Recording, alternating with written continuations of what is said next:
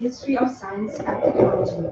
That is the discovery of Raman effect in the year 1928, and in a day like today, the 28th of February, by Sri C.V. Raman. And in the year 1930, Sir C.V. Raman, he received a Nobel Prize for the discovery of Raman effect. So to mark this day as a memorable event, a number of science-related activities will be conducted and displayed and to be taken part and participated by the students' community, scientific institutes, and organizations as well, which will begin shortly after the inaugural function. And also, it is a great honor that today we will facilitate those meritorious students who scored the highest marks in science, technology, and also in mathematics, who had appeared during the SSLC and HSLC examination of MBOs conducted during 2021. So now we'll start with the felicitation part of the program, and I call upon Council President to felicitate our chief guest, Dr. Amit Chowdhury from the University of Science and Technology, Meghalaya.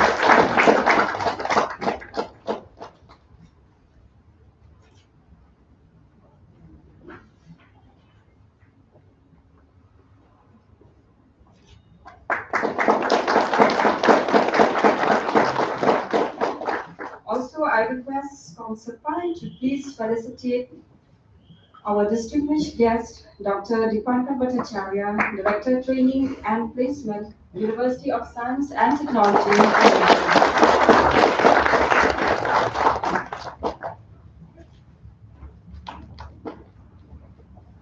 And also to felicitate Dr. B. Lanu, Professor, College of PG Studies in Agricultural Studies.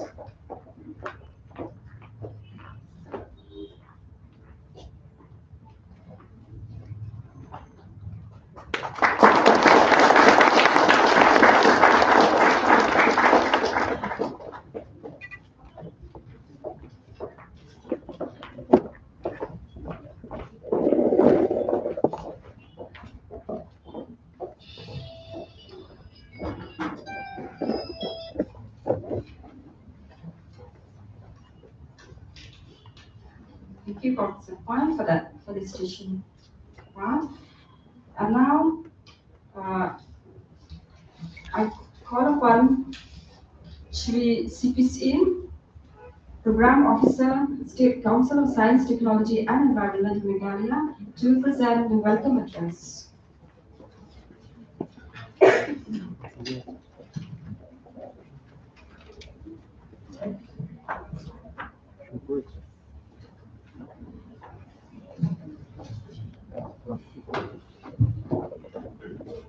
First of all, on behalf of the State Council of Science and Technology, I would like to apologize for each and every one of you. We could start at the time when we are supposed to start because of some technical problem. And I would like to apologize to each and every one of you. Uh, First of all, again, on behalf of the State Council of Science and Technology, I would like to welcome each and every one of you who are present here. Uh, this is a special occasion for the scientific community where we commemorate the achievement of one of the scientists of our country, Sir C.V. Raman, where he was the first scientist who was awarded the first Science Nobel Prize for the country. So we are here to celebrate that, and as well as we are here to conclude the week-long celebration, the Festival of Science and Technology. During the last few days, we had had lots of programs which we have organized in this in this place, where many uh, known person, many scientists who have excelled in their own field, they have visited this place and have given the lectures and presentation. And we had children from various schools who have participated in different activities which we had during these few days. And it was quite meaningful that the program or the week-long celebration of the Festival of Science and Technology to end in this particular day where we remember the achievement of C.V. Raman. Uh, I would like to welcome specifically to our chief guest of this occasion, Dr. Amit Chaudhry, the Dean of School of Business Science, and also the Chief Coordinator of NGIEDC of University of Science and Technology, Meghalaya. We welcome you, sir, to this opening ceremony of the National Science Day today. And we thank you for sparing your valuable time to be with us. You have come all the ways. So I started from Gaudi from 7:30, and we have seen the condition of the process where we, even from 100 kilometers from Shillong, still it takes very long time to reach Shillong. In spite of that, he has faced many problems in Obling. He has to go through various process of checking and also in the traffic jam. But yet, we are very fortunate that you have reached here, sir, to grace this occasion. And I believe that your presence here will be quite meaningful for each and every one of you, of us. And uh, I want to inform that the State Council of Science and Technology has been partnering with the USTM in different aspects, especially on innovation and IPS and IPR section. We really thank the university for giving us the chance, for giving us this opportunity to stretch our intervention in this field through your university. I would like also to welcome Dr. Dipankar Bhattacharya, who is also the Director of Training and Placement, USTM. We have come along with Dr. Amit Chaudhry, and I believe that your presence here will be meaningful, and it will help our students to look up to you, to you in different in getting inspiration, where from the young age you could aspire to be a scientific person and to excel in science. I would like also to welcome uh, Dr. B. Lalu, who is the Assistant Professor of the College of Postgraduate Studies in Agriculture Science. We thank you, ma'am, and we welcome you to the celebration of the National Science Day. And I would like also to welcome all the parents who are here, who have come along with your child, um, to witness the facilitation of your child. We really, it is because of you that your child, your students have reached this stage where they will come and receive the awards of their achievement. I would like also to welcome all the teachers who are here. Uh, I would like to request all the teachers, if possible, you can come and sit in the front section of the hall. We welcome you, all the teachers, for bringing your students, and it is because of you we have gathered here to facilitate these children over here who have excelled in the subjects and in getting the highest marks in science and maths. I think without your help, without your encouragement, your teaching, I think we would not have been able to organize this sort of activities at this present moment. We really thank and we welcome you to the facilitation of the students over here, as well as the celebration of the National Science Day. I would like also to welcome all the young achievers, I should say. This is the first step for you, and we are looking forward to many more laurels from you, so that you will bring the state, our state, in the limelight through your achievement. And I believe that this small token of our appreciation or of our recognitions towards you will help you further in your studies. I would like also to welcome all the students who are here, student participants. Students are the main component, I think, stakeholders of the State Council of Science, Technology and Environment, especially in this branch of PSP program. The State Council of Science and Technology, we are promoting 100 school eco clubs in different schools. And through these eco clubs, we are doing activities with them, teaching them how to uh, teaching them how to maintain the environment. Also giving them training on maths, on science in the respective schools. And we look forward to partnership with other schools also. Through these model schools, which we have identified 100 of them in different part of the country, in different part of the state. We have two model schools or normal schools which we have identified per block. We have 45 blocks, and previously there was 39. Through these 39s, we have identified two per block and also two per district. That means altogether we are having around 100 school eco clubs. Where through these eco clubs we disseminate the the understanding of the environment, understanding of science and technology, and we are looking forward to partnership with other schools also in this regard.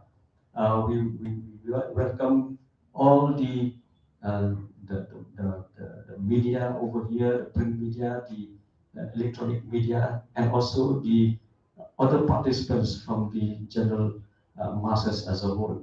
We are putting up stalls in front where different models and equipments are there for children to go through and get the learnings out of those models and prototypes which we have arranged in the exhibition.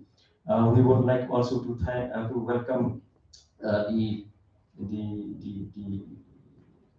all the organization who have put up their stalls over there, the exhibition over there, the Bioresource Development Center, the College of Postgraduate Studies in Agriculture Science, then the National Institute of Technology in Meghalaya, the children from Ramakrishna High Secondary School, from Shillong Science Center, the Consortium of Resource Person.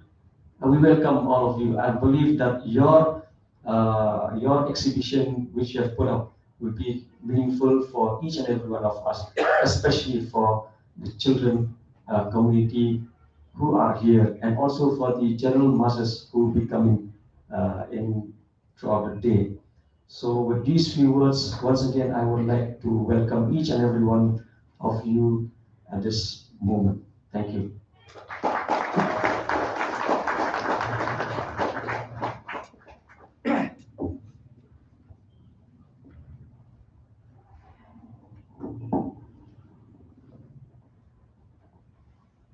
Thank you, Basim, for that inaugural welcome address. And now we have come to the very important part of this inaugural function. which we are all eagerly waiting to listen. And now it's the inaugural address by our chief guest, Dr. Amit Chaudhary, Dean School of Business Science, University of Science Technology, Meghalaya.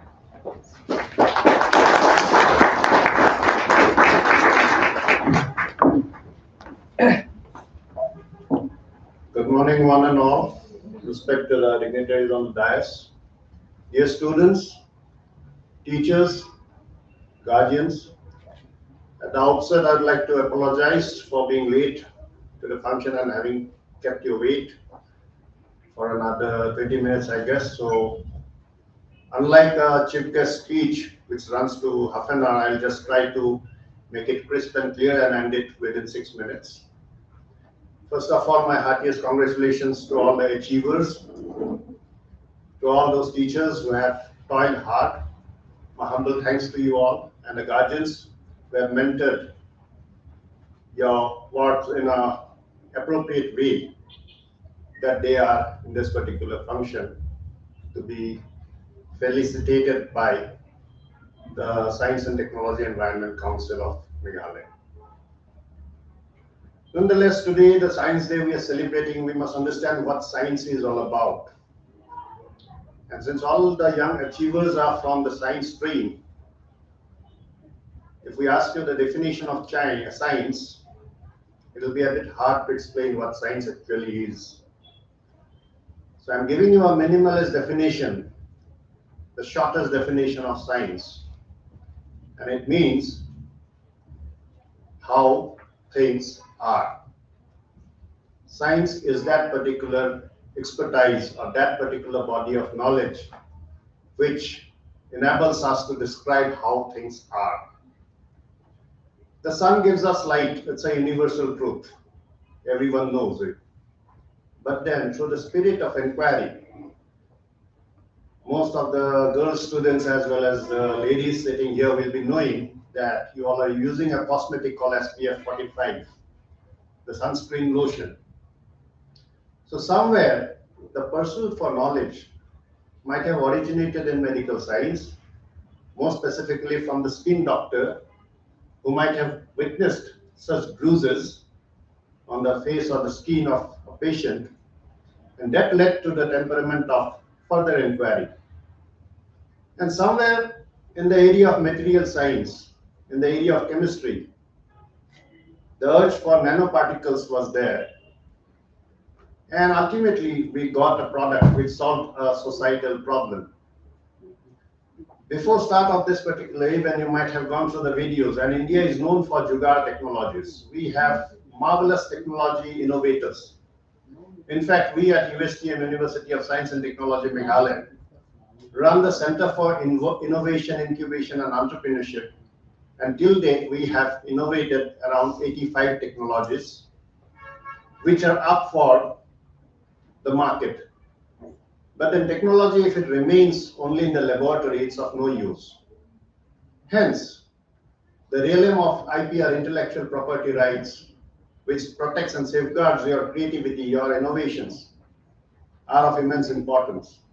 So simply studying science, knowing science, and not applying science or not creating technology that serves the nation, that serves the society, the immediate society, in finding solutions to the burning problems, will just limit your pursuit to only textbook and your notebooks. So dear friends, pursue those aspects in life which encourages you, which drives in you a spirit of energy, which drives in you a heightened motivation, which drives in you the urge to know something more. Then only your life will be much more colorful, meaningful, as well as useful. Being the future citizens of this particular country, the diverse culture, the diverse tradition that we carry along. Look at the state of Meghalaya, it's such a beautiful place. Look at the diversity of the traditional wisdom that lies in our villages. Remember those stories that your grandparents used to tell you, and think about ways and means of how to carry such stories into the main platform, that is the global platform. Here, the scientific intervention is utmost important, because when we say this particular herb cures this particular disease, the village doctor is doing it, or the oja. We have village people practicing traditional medicines, right? The world community won't accept that as a medicine. But then, with the intervention of the field of botany, you know what plant it is. With the intervention of chemistry, you know what are the components there.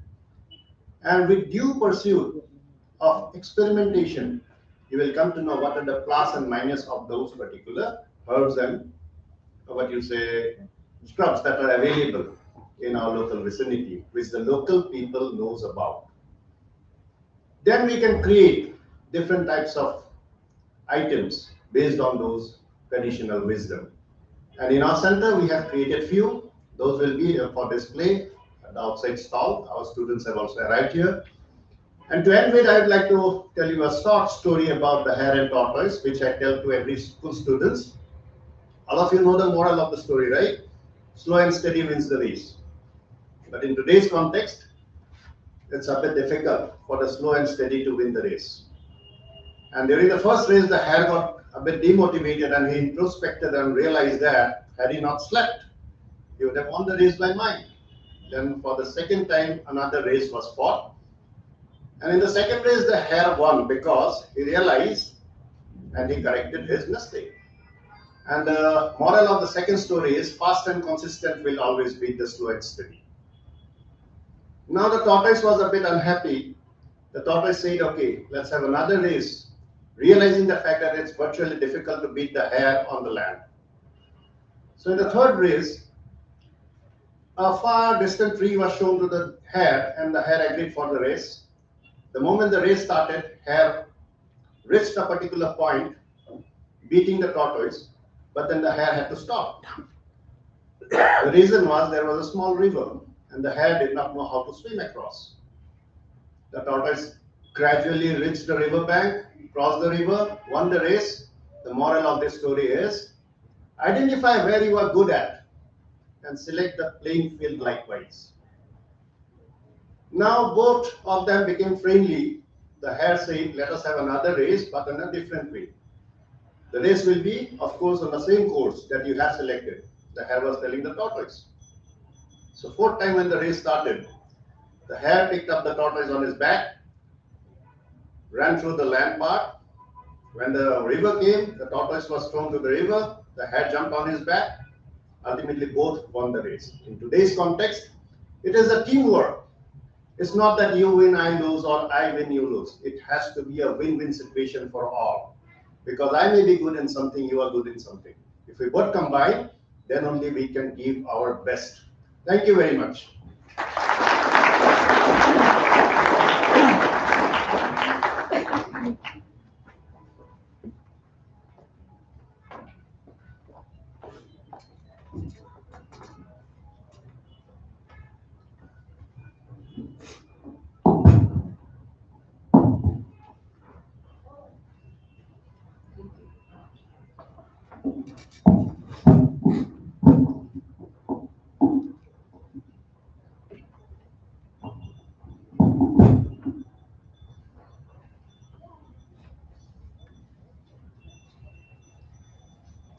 Thank you, sir, for your encouraging words, your valuable message, and your valuable advices to a young generation of students on how science and technology impact our lives and society, and how we can make a success by a teamwork together for the benefit and the advantage of the society and us students as a whole. And now we have come to the very important part of the program, which is the award for meritorious students who scored the highest marks in science subjects in the secondary examination as well as in the higher secondary examination conducted by MPOs during the year 2021. As a remark, I must say here that the State Council of Science, Technology and Environment, Meghalaya, has started this program to recognize the achievements made by the students of our state. These students who work very hard, who toil day and night to achieve the best marks, the highest marks in science subjects, that is in biology, chemistry, physics, as well as mathematics. So now we'll start with the secondary school examination of MPOs of 2021.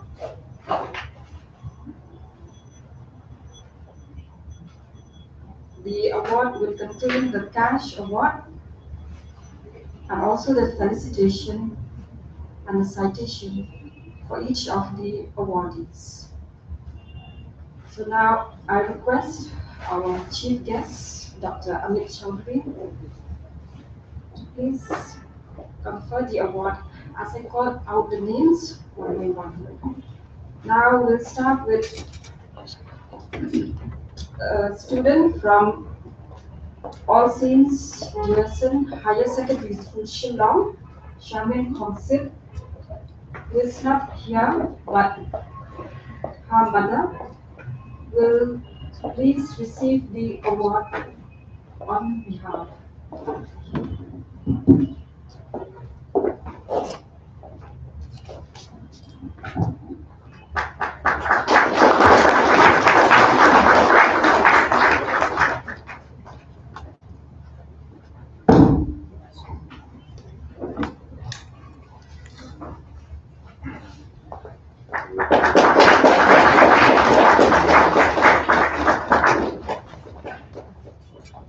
Shamin Khonsip received the highest marks in mathematics.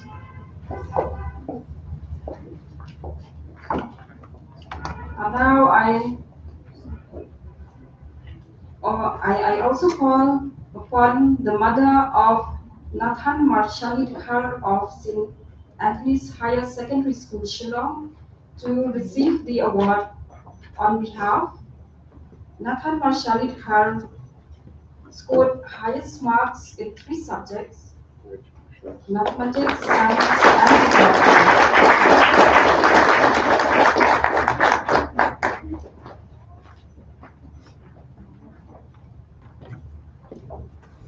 Pratik Kumar Chaudhary, please come forward to receive your award on scoring the highest marks in maths, science, and technology. Pratik Kumar Chakrabarti is a student of St. Anthony's Higher Secondary School, Shillong.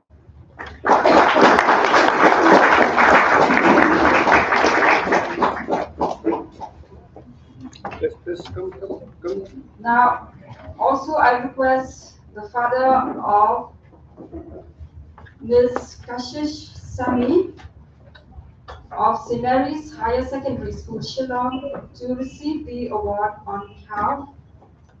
Ms. Kashish Sami scored the highest marks in science and technology during the MPOs 2021. Also, I request the father of Shriyoshi Paul from St. Mary's Higher Secondary School, who scored the highest marks in mathematics during the MPOs 2020.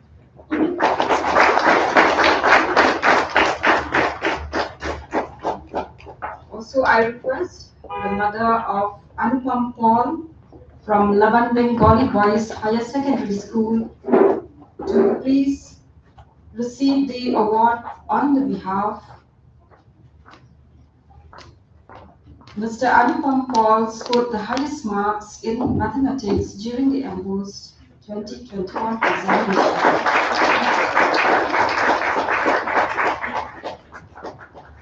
Also, I request the mother of Karan Paul from Laban Bengali Boys Higher Secondary School to receive the award on the behalf. Mr. Karan Paul scored the highest marks in mathematics during the English 2021 examination. Also, I request the sister of Anchal Tiwari from Auxilium Girls Higher Secondary School, Shillong, to receive the award on the behalf. Ms. Anchal Tiwari scored the highest marks in mathematics during the English 2021 examination.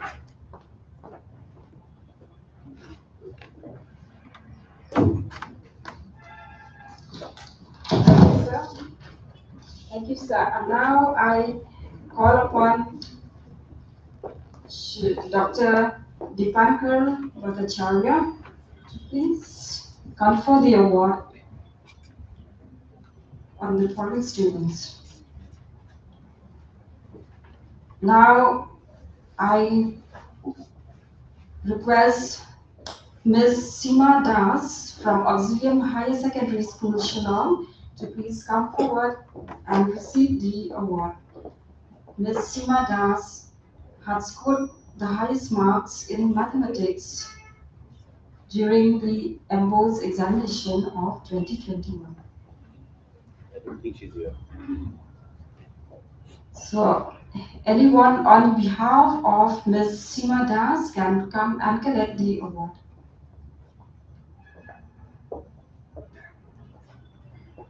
So now we'll move on to the next recipient.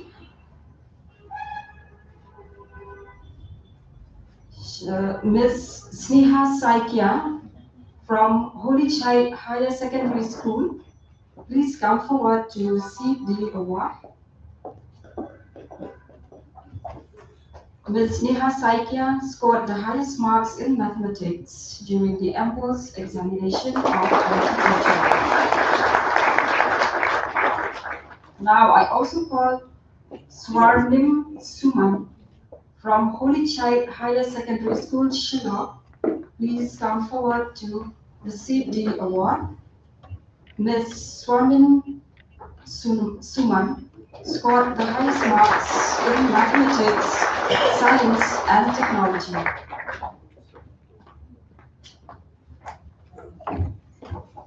Now I also request the father of Mr. Surojit Medhi from Hubert Memorial Higher Secondary School, Ompling, to please receive the award on the behalf.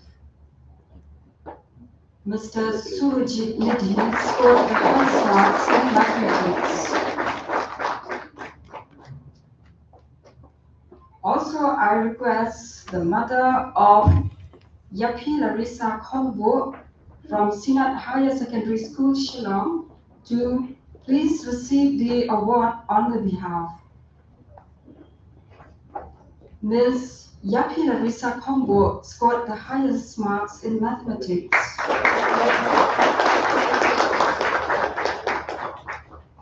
Now, I also request the father of Mr. Adarsh Sunar from Gorkha Patshala Higher Secondary School, Shillong, to please receive the award on behalf. Mr. Adarsh Sunar scored the highest marks in mathematics.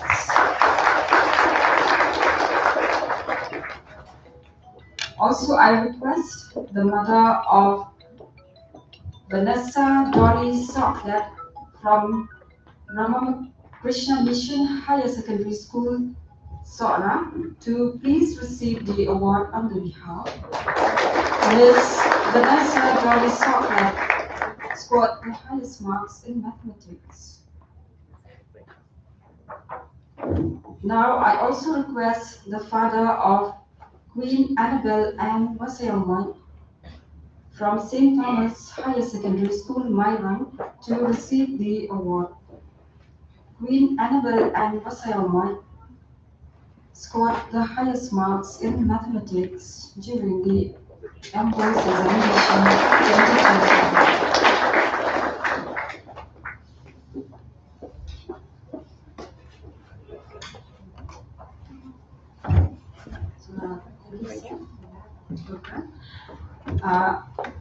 Now we'll move to the higher secondary school examination.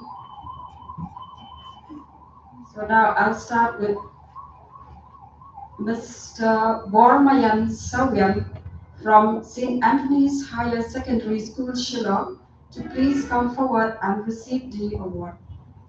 Mr. Bormayan Savyan scored the highest marks in biology.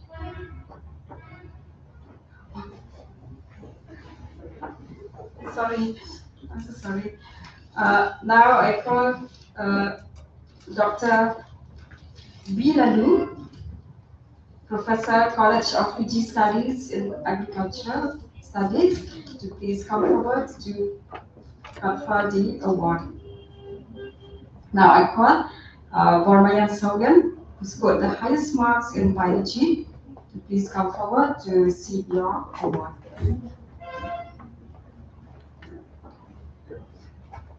Also, I call now Mr. Dimal Itmu Gayam from St. Anthony's Higher Secondary School, Shillong, to please come forward and receive the award.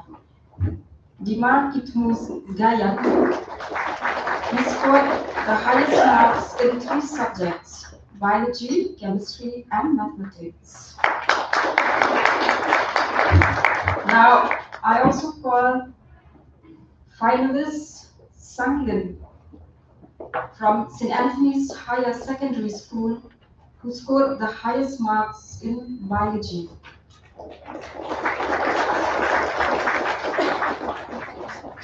Now I request the father of Kentil Barlang Nongdhar from St. Anthony's Higher Secondary School, Shillong, to please come and collect the award. Kentil Barlang Nongdhar scored the highest marks in biology during the Higher Secondary School examination of MBOS 2021.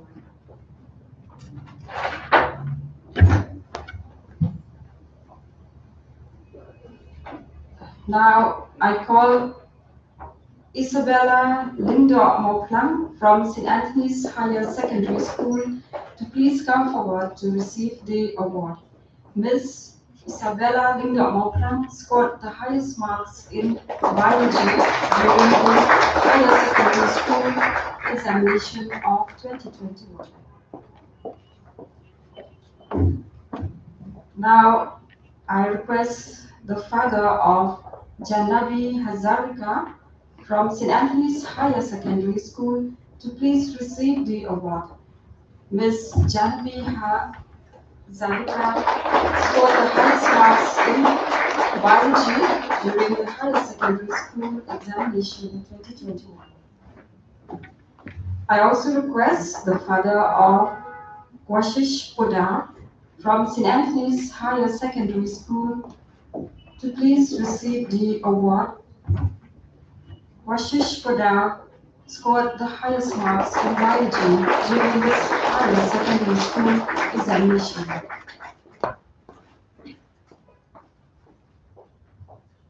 So, thank you, ma'am.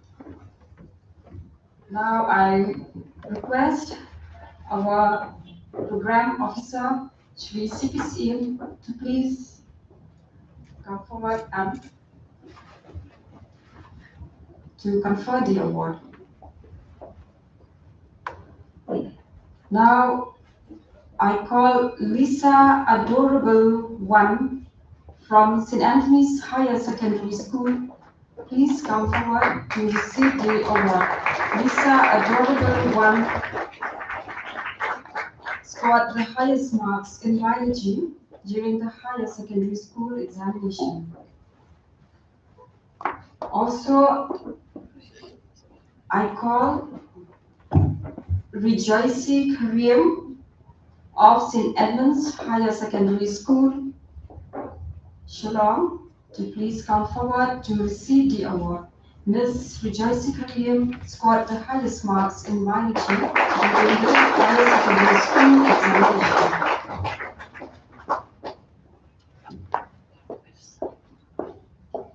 Now, I also call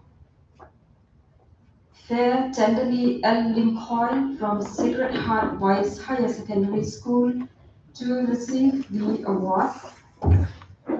Mr. Fair Tenderly L. Lincoln scored the highest marks in chemistry during the higher secondary school examination. Now, I also call Akash Paul from St. Anthony's Higher Secondary School to please receive the award. Mr. Akash Paul scored the highest marks in two subjects, that is, in chemistry and mathematics, during the higher secondary school MBO's 2021 examination. And last here, we have Mr. Rahul Paul from St. Anthony's Higher Secondary School, Shillong. Please come forward to receive the award. Mr. Rahul Paul scored the highest marks in mathematics during the higher secondary school 2021 examination.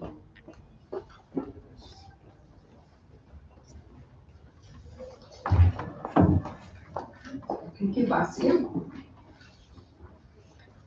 Congratulations to all the students who had been conferred with the award. And we hope that this award will not end here, but it will also encourage you to take up science and technology in the future years of your career. And now we have come to the last part of the program, which is the vote of thanks to be proposed by Dr. S. Constantine, Project Coordinator, State Council of Science, Technology and Environment, Meghalaya.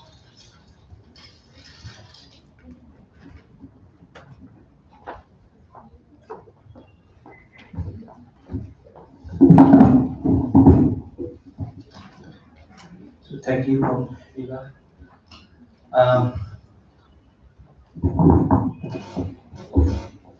So first and foremost, I welcome each and every one of you to today's celebration of National Science Day, which is a celebration that is not conducted just within the state of Meghalaya, but it is a national event and is being conducted throughout the states in India.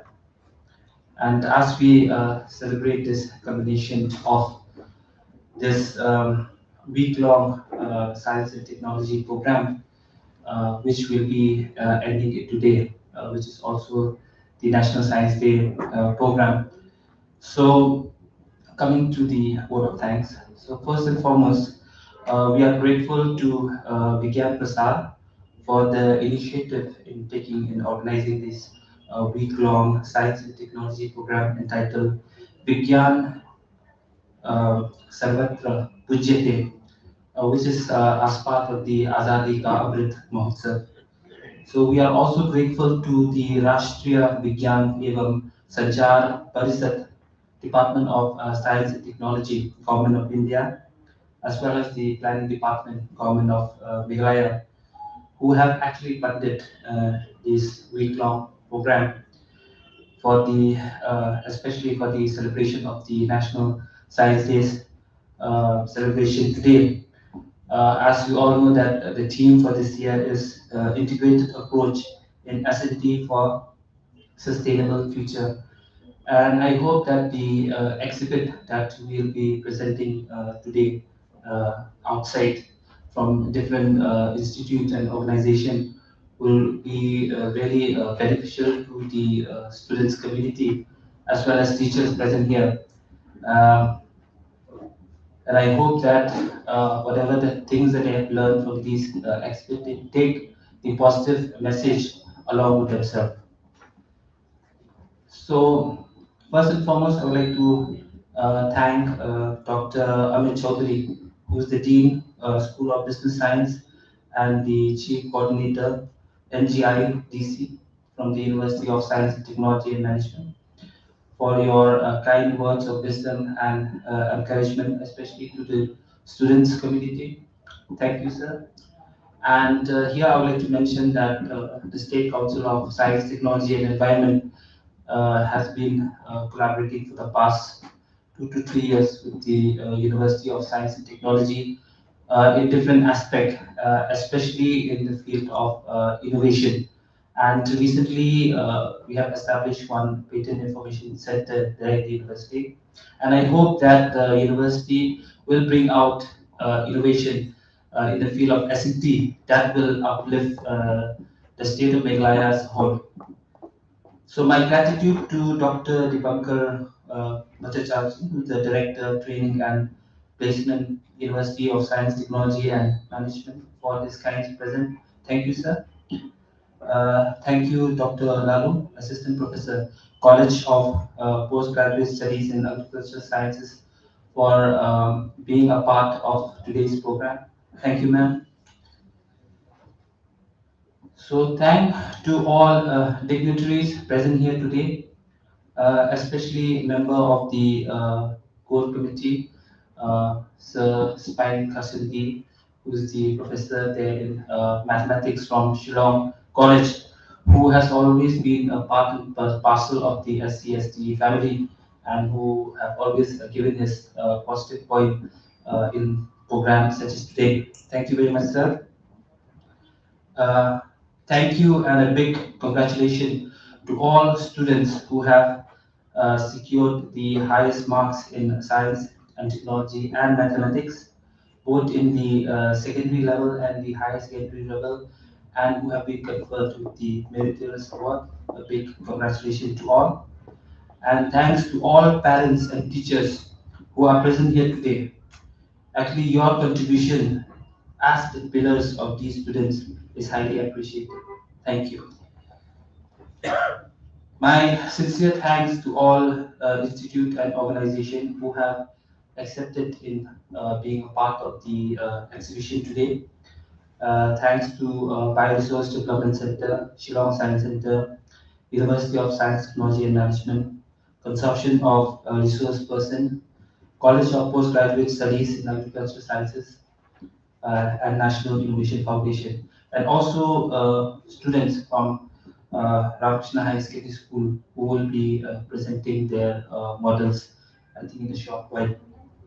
So, thanks to our sister institute, BRDC and Shillong Science Center, for their helping hand in organizing the program for the past 1 week now. Thank you very much. Thanks to all officer and staff of SCST Meghalaya for their hard work and dedication for the past weeks, and especially Mr. C.P. Stain, who's also the state coordinator and the backbone of this week-long program. Thanks to GIPR for the sound system and our media friends for the wide publicity of the event. Thank you very much. Thanks to Palam and James for providing the all necessary facilities of the hall. And please forgive me if I fail to mention anyone, but then I take this opportunity to thank each and every one of you once again. Without your kind cooperation and participation, this program wouldn't be as successful as it is. Thank you.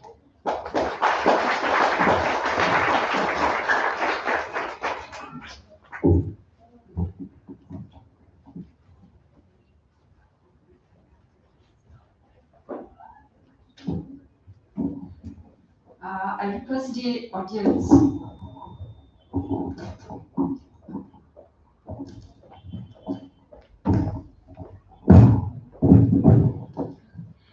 I now request the audience to please stay back because we are left with one awardee of one student.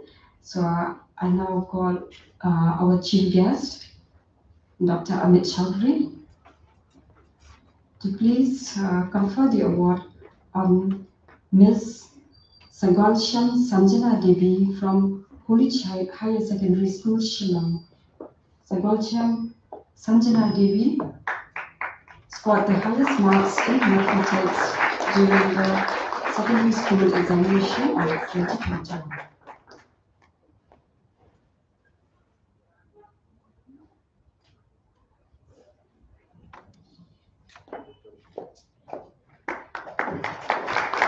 Thank you, sir. And thank you for hosting. And now I may declare the inaugural function of this National Science Day 2022 as over.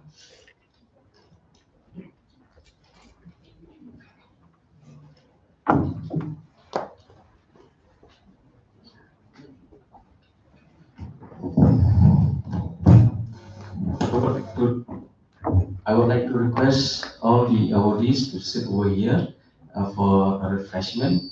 And if you don't mind, all the participants, we have kept the refreshment in the campus itself outside. So kindly have your refreshment over there.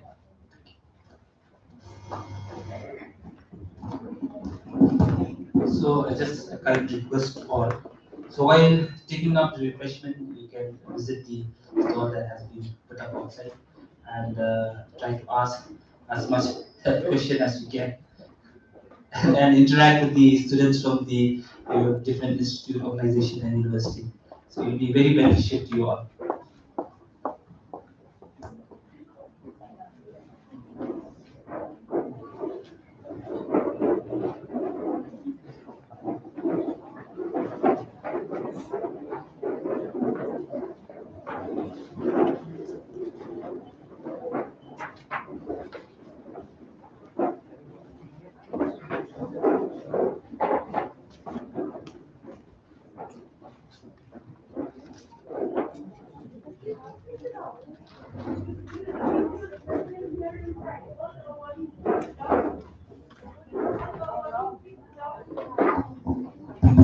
Yeah, all awardees, their parents can kindly sit in the hall. We'll provide the refreshment.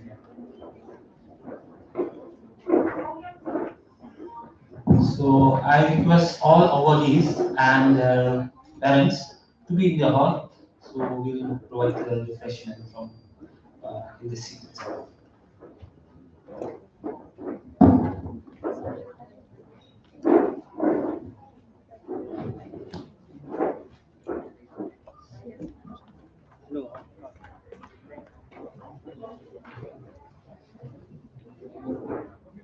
Dapat price, ha? Price na ka.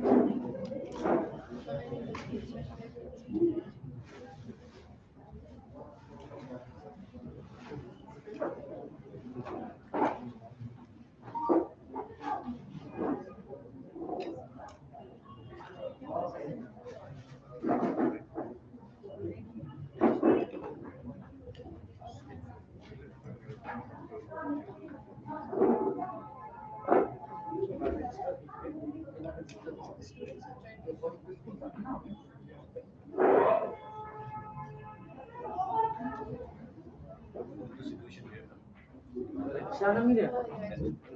Tapi sama. Oh, kamu yang Pak Ram ya? Ram ini.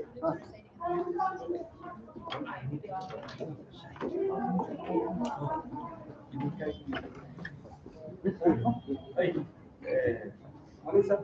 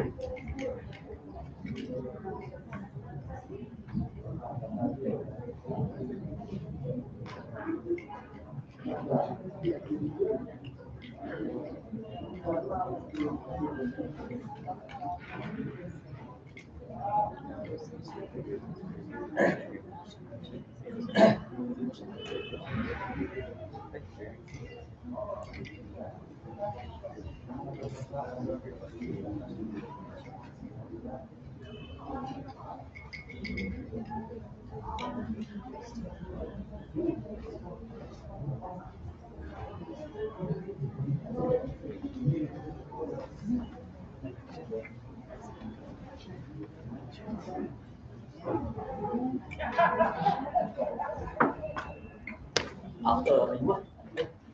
After the after finishing everything.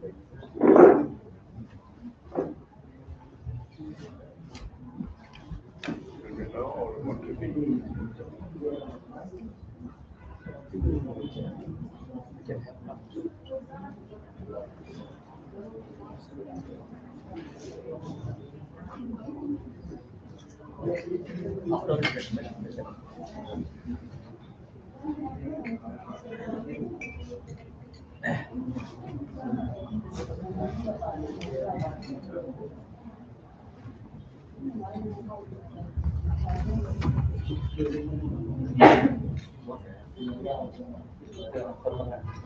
Yeah.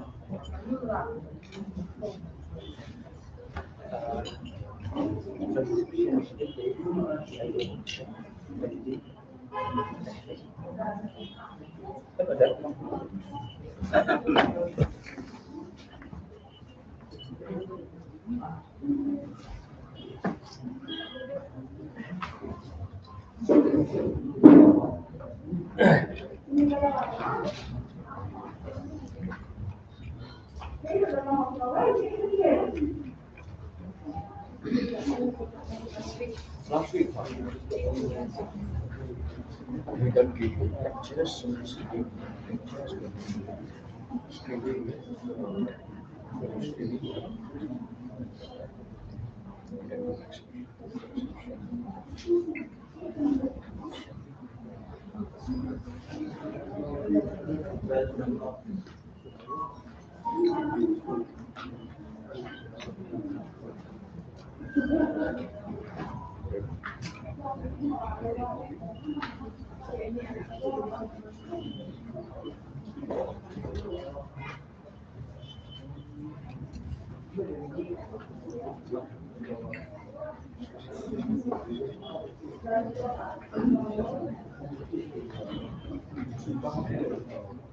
just coming from the stall.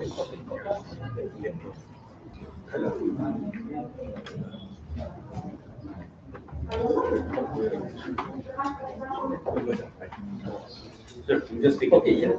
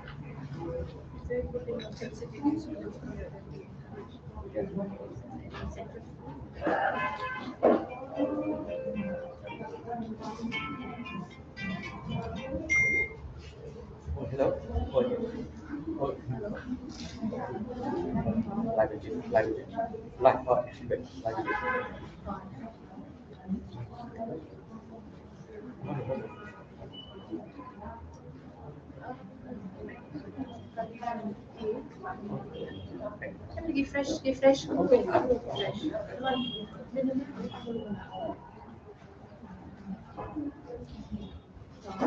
Und ich einige Estimation noch geben, obwohl man fresh but the artificial. Actually, I think 4 or 5. 4 by 3.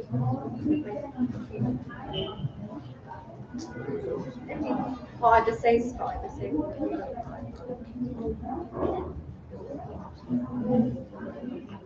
or any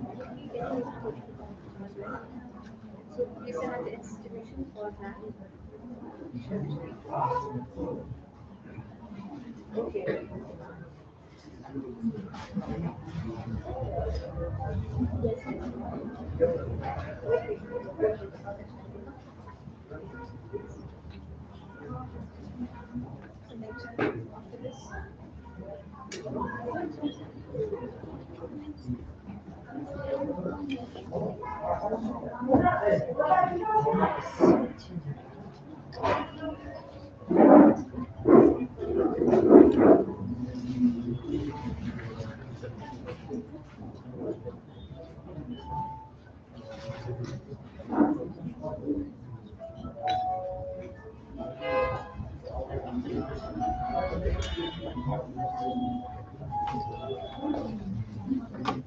No, right after this, no? After lunch, we backstage today.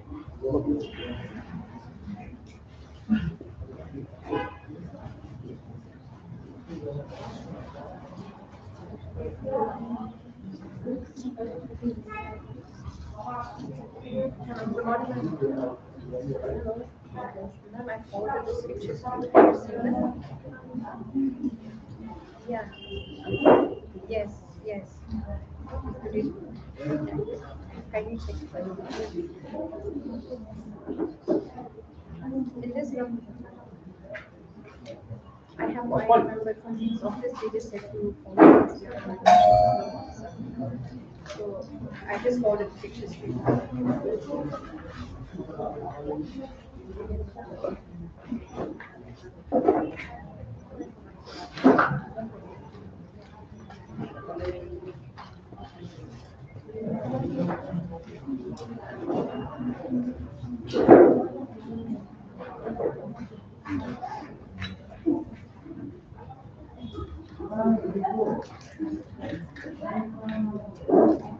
Expected all of the information stones.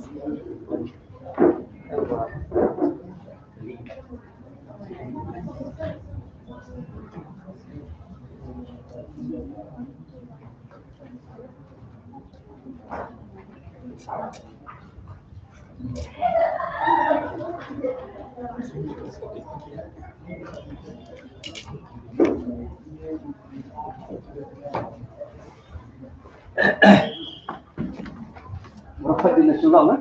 Dia orang nasional.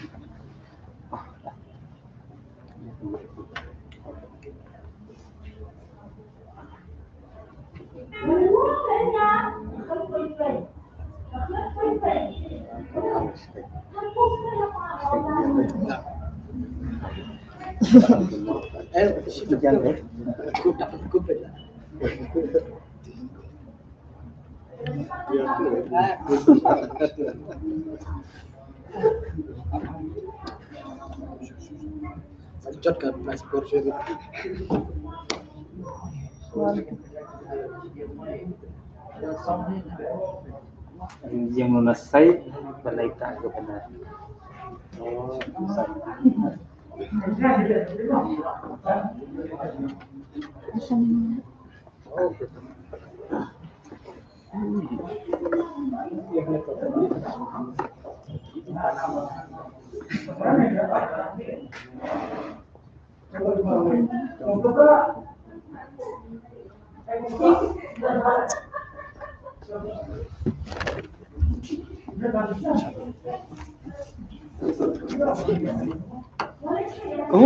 Tunglung.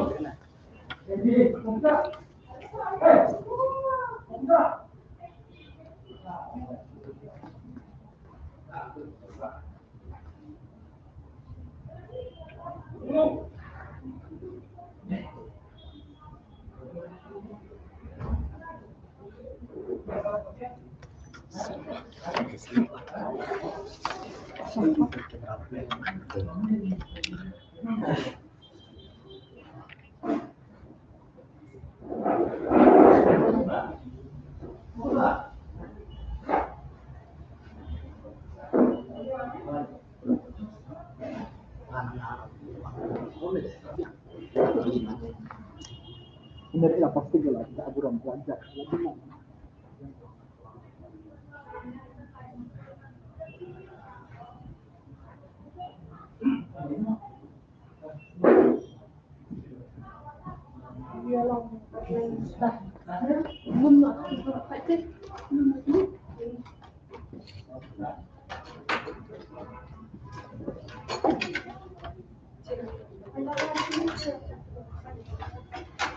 Beneran cinta.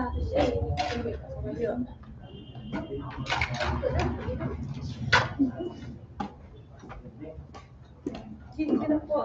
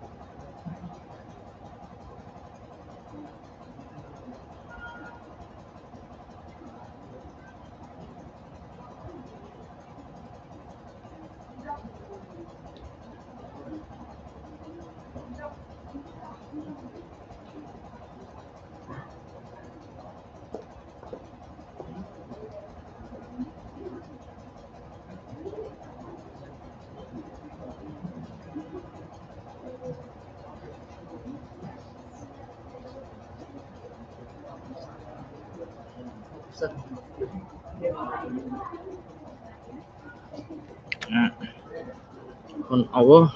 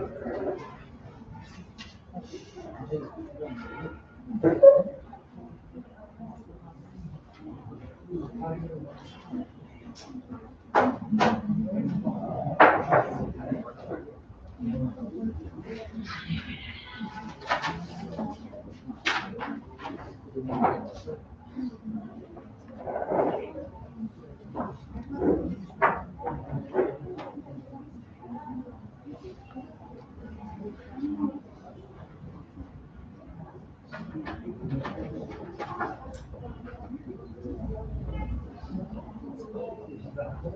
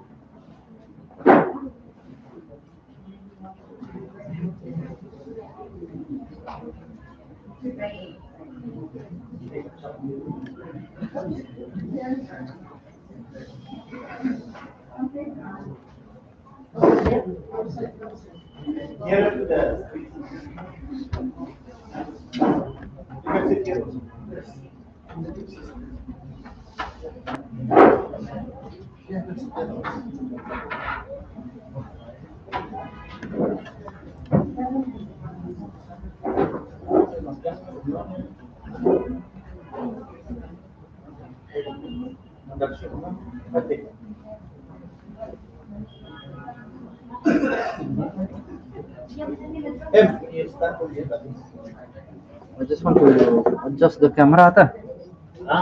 Apa adjust camera? Just camera. Tapi hindi mo ano dia. When on it podium mo? Biang hi, doang dulu.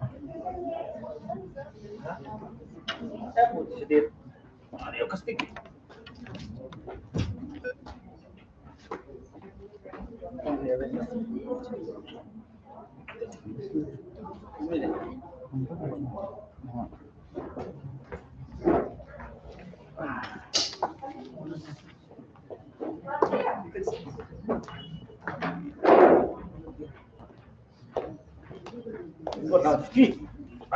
Baik, bisa biang hi. Buat keren apa deng mo? Keren nang ya.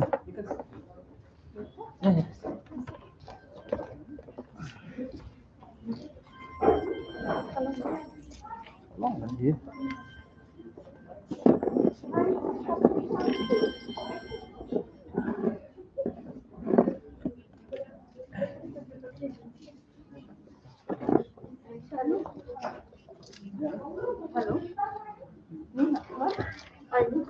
Hello.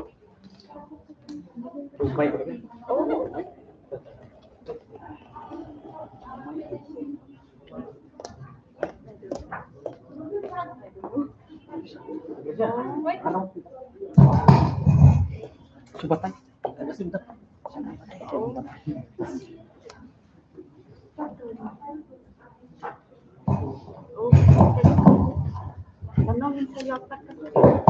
Welcome back from the post refreshment.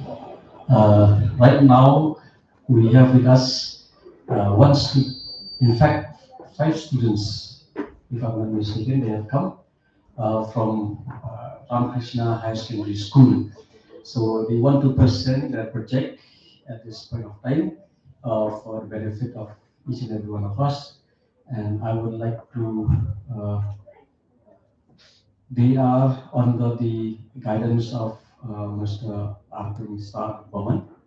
So we really thank them for coming over to participate in this National Science Day celebration.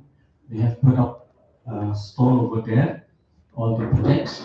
So we would like to welcome them to give a presentation on the topic which is known as AI.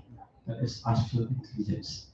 So we would like to welcome them, and I would like them to introduce themselves also. Thank you. Please come forward.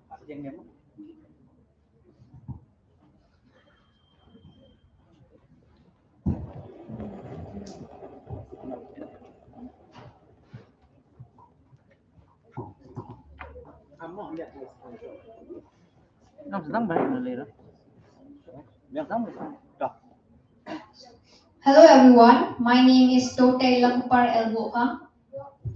And my name is Naki Carmelia S. Carmenta. The topic that we are going to talk and share information about is AI. AI is known as artificial intelligence. So what is AI? Before we answer that, let us look into these terms individually.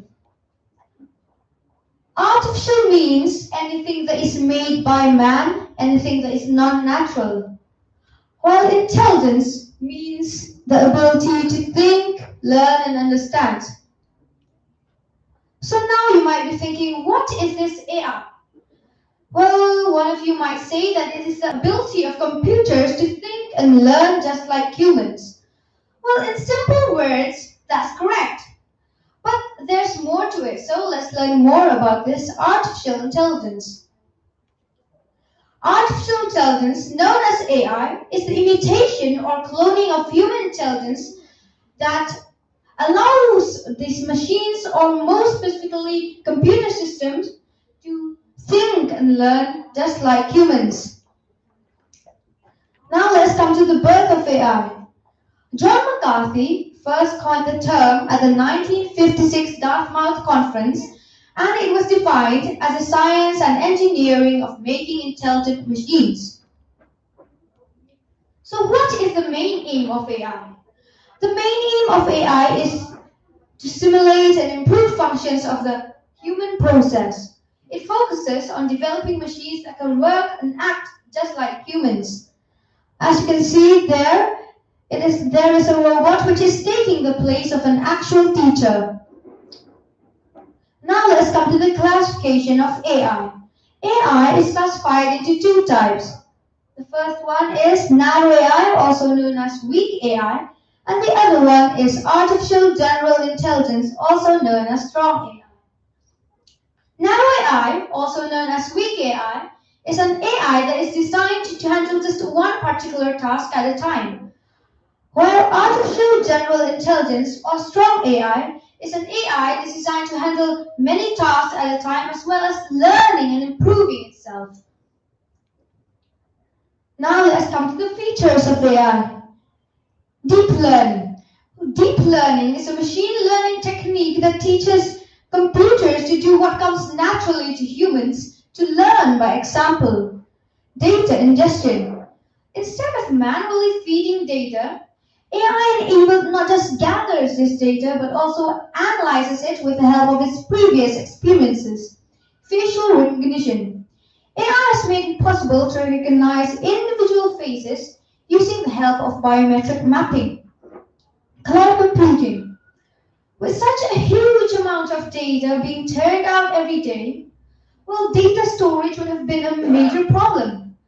So AI capabilities are working under the business of cloud computing environment to make organizations more efficient. Automate tasks, quantum computing, and chatbots are also features of AI. Now my friend will assist me. The need for artificial intelligence. Why do we even need artificial intelligence? This question would definitely arise in your mind by now. Well, humans are a lazy species. We would love to live in a world where there is minimal human labor, and thus we are able to save an ample amount of time. Also, the data we are producing is in huge chunks. We, as humans, need something that processes and handles data to minimize the strenuous efforts being put into handling it. This processing and handling of data is called data science. Applications of AI. AI, my friends, is not in the near future now.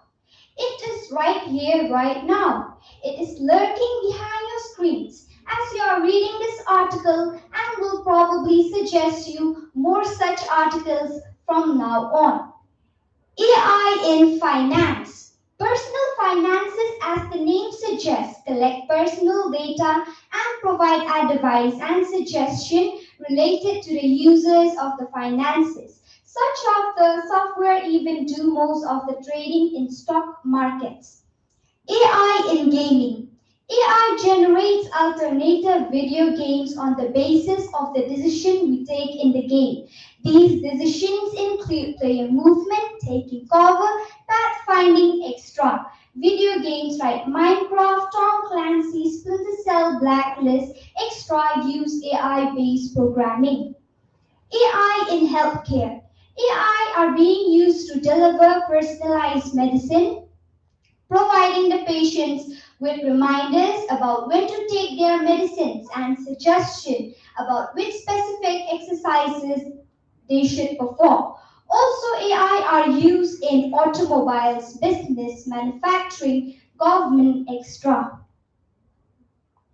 Examples of artificial intelligence. Okay, now you must be wondering where is AI exactly used. I mean, self-driving cars and robots are one thing, but how about real-time current examples? So here are a few examples of artificial intelligence in tutorial. Netflix. Netflix is the top used OTT platforms over the internet, also known as over-the-top or other than television platforms like Netflix, Amazon Prime, etc. Echo. Echo is a device launched by Amazon which has a cloud-based voice assistant Alexa. It can hear, comprehend, and respond to any commands or question put up by the users with viable solutions. Siri. Have you heard this term, Hey Siri? Siri is a personal assistant offered by Apple for the users of iPhone and iPads. As you can see from this picture, this is the robot is cleaning just like a human. Now we have come to the blessings of AI or the pros of artificial intelligence. 24/7 availability. AI never rests or requires sleep, while the human body and mind requires rest to continue to function at optimal levels. Precision and accuracy. Also, as AI enable, machines are responsible for inputting the values and data. This reduces the chances of human error. Optimum utilization of resources. AI can assess and interpret multiple things at one particular point of time. From different employee database and to analyzing the patterns, there is a lot that just one machine can accomplish. My friends will tell you about the threats of artificial intelligence or the cons of artificial intelligence. So now that we've gone through the pros or the blessings of artificial intelligence, let's come to the cons or the threats of artificial intelligence. It requires higher overall costs. It's no secret AI is expensive. Just the initial setup alone requires a high investment. It reduces employment. While replacing repetitive jobs and other types of work with AI is beneficial to a company. While this may be seen as a sign of progress, many workers will be shut out of many job opportunities that once existed. Lacks creative ability. You know, intelligence isn't everything. Wisdom and creative thinking are still needed in various industries worldwide. Absence of emotional range. While these robots or AI can work faster and continually, they cannot feel emotions or make bonds with humans. Absence of emotional range. Oh, finish. Okay. Increased potential for human laziness. Well, relying on AI can lead to increased machine dependency and even human laziness. Now the rest of AI will be explained by my friend. Now we have come to the future of AI. Is it interesting building something that will build our future tomorrow? AI is going to change the world more than anything in the history of mankind. AI's impact is everywhere. Is AI really the world's greatest future technology? Anybody? Is AI really the world's greatest future technology? Well, it's a hard question to answer because the future is unpredictable. It might be worse, it might be better. Hope that this introduction gives you a better understanding of technology that artificial intelligence is saying that good or bad. artificial intelligence is here to stay. The AI here stayed herself. Am I good or am I bad? It depends on who created me. Let us now conclude with a quote of Gray Scott. The real question is, when will we draft Artificial Intelligence Bill of Rights? What will that consist of and who will get to decide that? Before we end this topic, we're going to ask you some questions. Can you tell us who is the world's first humanoid robot? Anyone? Okay, that is Sophia. She was created by David Hansen in the year 2016 and she's a citizen of Saudi Arabia. Can you tell us who is India's first humanoid robot astronaut?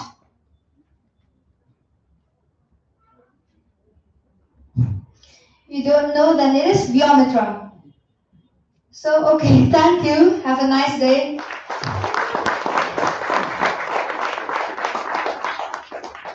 Anyone wants to ask to get any information from them? Anyone?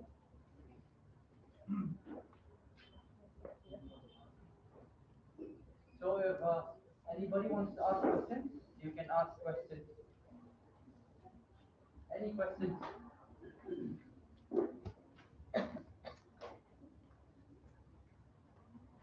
No one.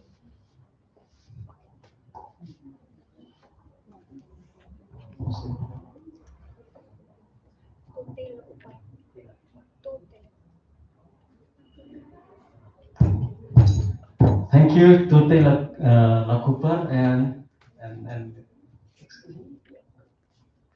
Maki Kamya. Thank you very much for a wonderful presentation on AI. It's quite interesting. And I believe that this is artificial intelligence, as what they say, is here to stay. I think all of us here, we have a mobile phone. No? Now the mobile phone is controlling us. It's not it. Although we think that we are in control, but it is controlling us. This is artificial intelligence, and we'll be getting more of this in the days to come. Now we have heard about metaverse, where somebody can be there in another place. No, a same person will be in another place. So it's scary also sometimes. No, so anybody can cheat. No, somebody else through this. So we have to be alert. We have to be alert. And as what they have said, the good or the bad of this artificial intelligence, it depends on us. Some of you might be later on a computer engineer or the doctor or anyone who will innovate on many things. So we have to keep that in mind. That innovation or that invention which we are going to do or to get, it should help the society as a whole. Thank you once again, the children from Ramakrishna, and I would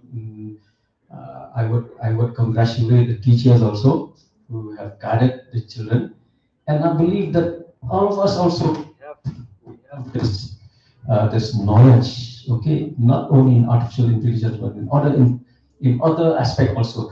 So we urge upon you, we enthuse you to come over. Like these ideas should come from you, and you can present in any platform where you get a chance, so that it will build your ability in the future. So we also like to thank. Okay. Oh, one more. Okay, one more presentation. Okay, please. Who's that?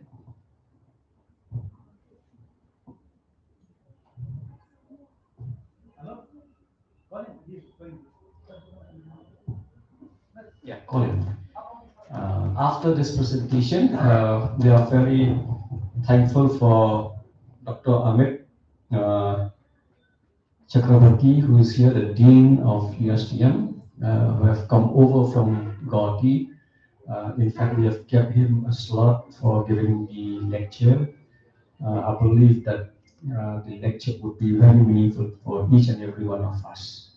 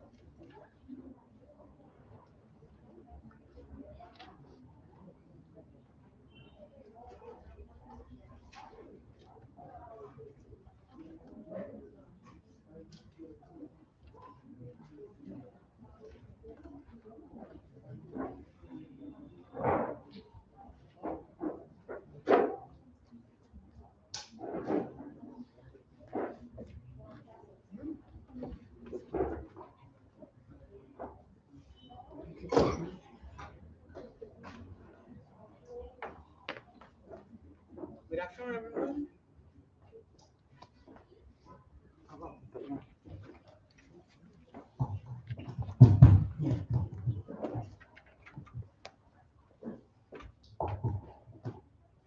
Good afternoon, everyone. I hope everyone is doing well. My name is Marshidas and my friend Iqbal. We are here to present you about computer hacking, its types, and safety measures. In the world of hacking, nothing is fully secure. For example, think about your house. Is it safe from thieves if the lock is weak? Think about your house. Is it safe from thieves if the lock is weak? I don't think so.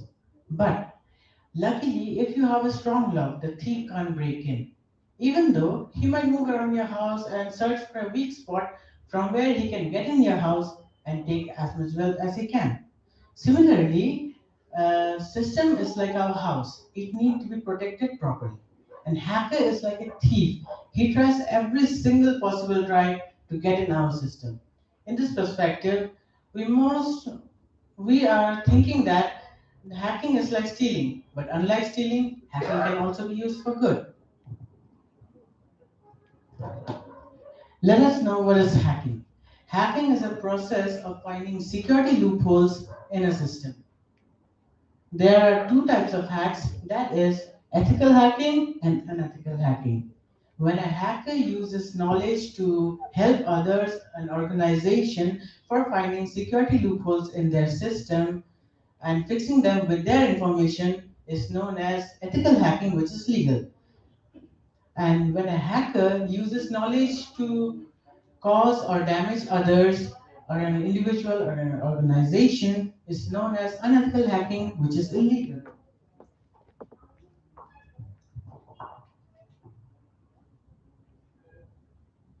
Okay, let us know the history of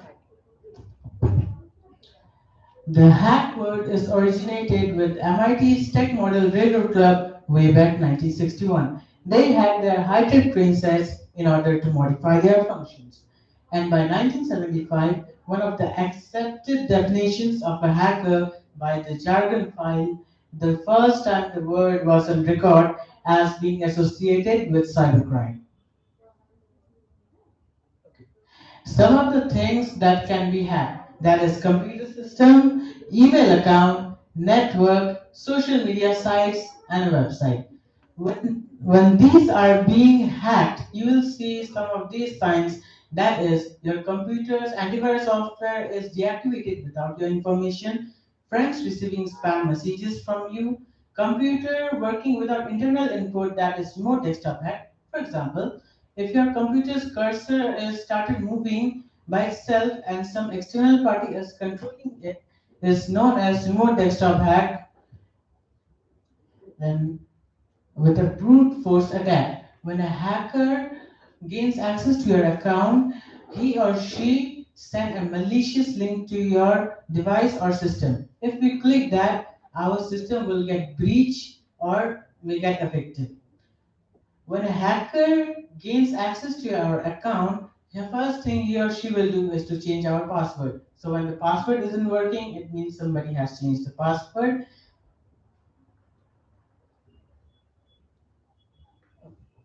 Let us see what is hackers. This remaining details will be given by my friend, sorry, with her.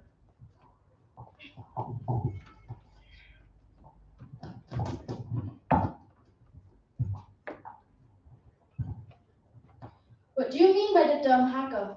The term hacker can be used to describe any skilled programmer who can use technical knowledge of bugs or variables to exploit weakness in a computer system, to access data that they otherwise will not have permission to view. Types of hacker. These are the types of hacker: a black hat hackers, white hat hackers, and a gray hat hackers. A black hat hackers who illegally hack the computer system without approvals of the owner. A white hat hackers is also known as an ethical hackers, which is legally hack the computer with the approval of the owner. And a gray hat hackers it is not necessarily malicious, but blurs the line in between black and white.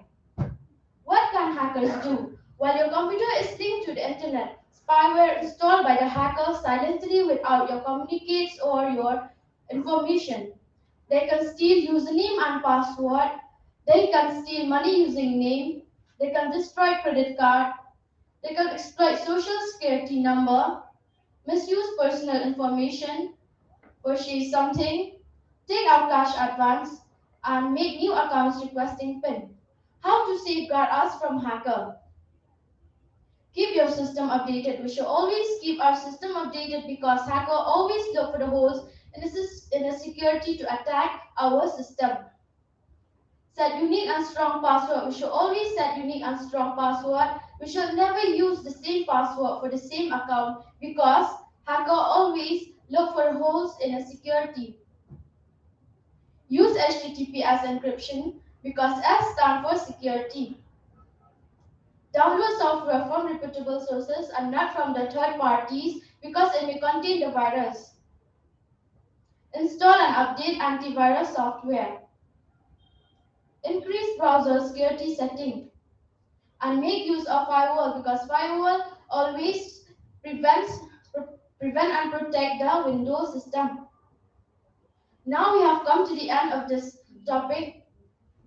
We must know this, that hacking can be also used for good. It is like good versus bad scenario. Both may have the same skill and work in the same field, but the intention are poles apart. Hence, this may help you in the prevention of your system. Thank you.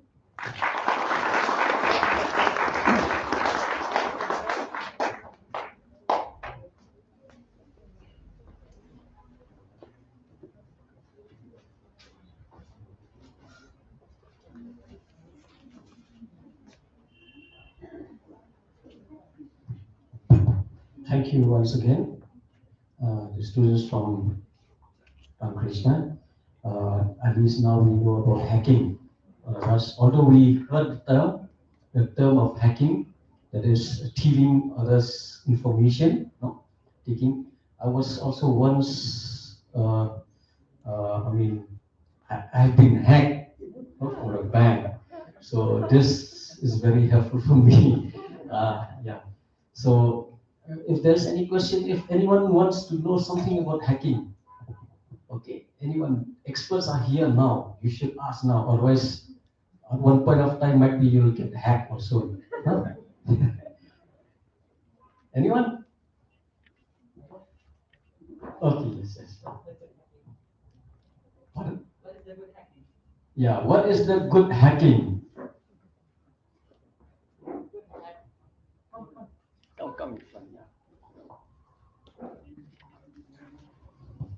Good hacking is also known as ethical hacking, which can also be used legally and under the government's policies. So that's all. Any questions more? Can you explain more? Can you explain more? How can a good hacker? Okay. A good hacker is also known as ethical hacker. Ethical hacker is good as being, some of the points I'll tell, that hacking can be also used for good, like when you lost your information or password, you can recover it nicely. And secondly is, Without hacking, we will not be able to locate the cyber criminals. Without hacking, we will not be able to know where they are doing, where they are, and how they are proceeding all the crimes in cybersecurity. Okay. That's all. So I hope that answers your question. Do you have any more questions so that we can proceed? Any question at all regarding maybe artificial intelligence or hacking? You can definitely ask these experts.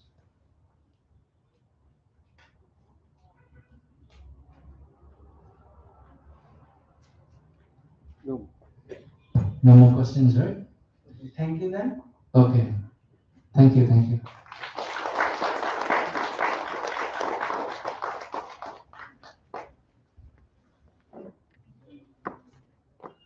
Okay, right now I would like to request Dr. Amit Chaudhary to give the lecture.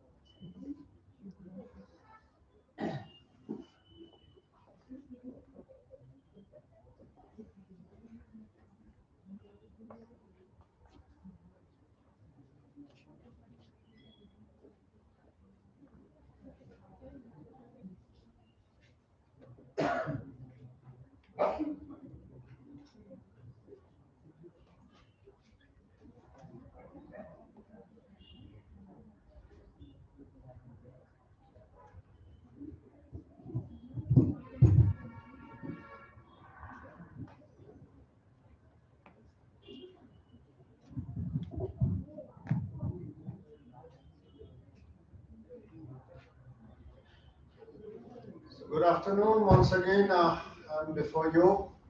First of all, my congratulations to the team from Ramakrishna Mission School, Sora. Special congratulations and thanks to the teachers for having guided the students so excellently that we were talking with my colleagues. A big clap for them, yeah. We are really impressed by the way you presented critical things.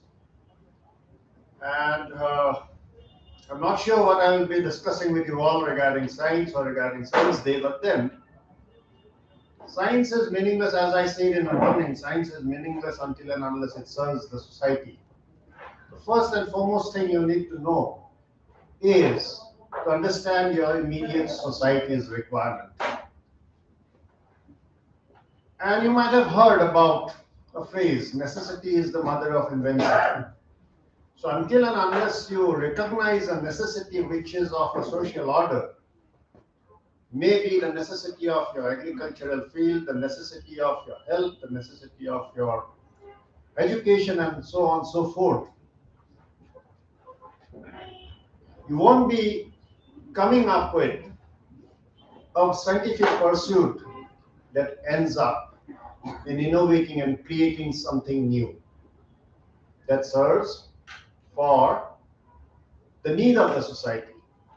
Having said that, how will you recognize the need of the society? That is question number one. Now, when we talk about a global society, United Nations has given us 17 sustainable development goals for the year 2030. It includes hunger, it includes poverty, it includes education, and so on and so forth.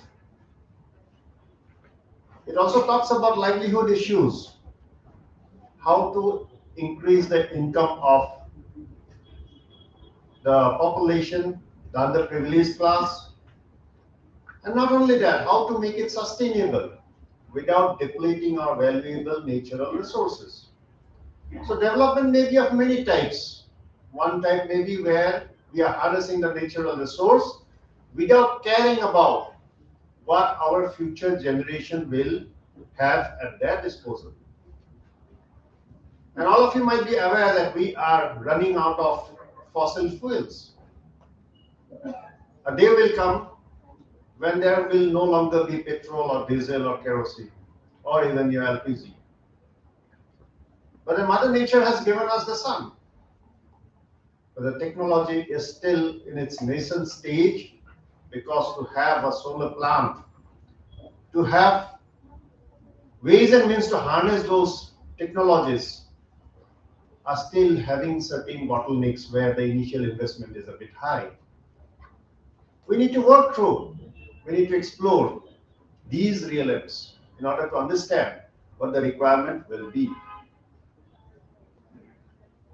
Further, whatever you think about, it may be a totally vague idea. You may also laugh at yourself.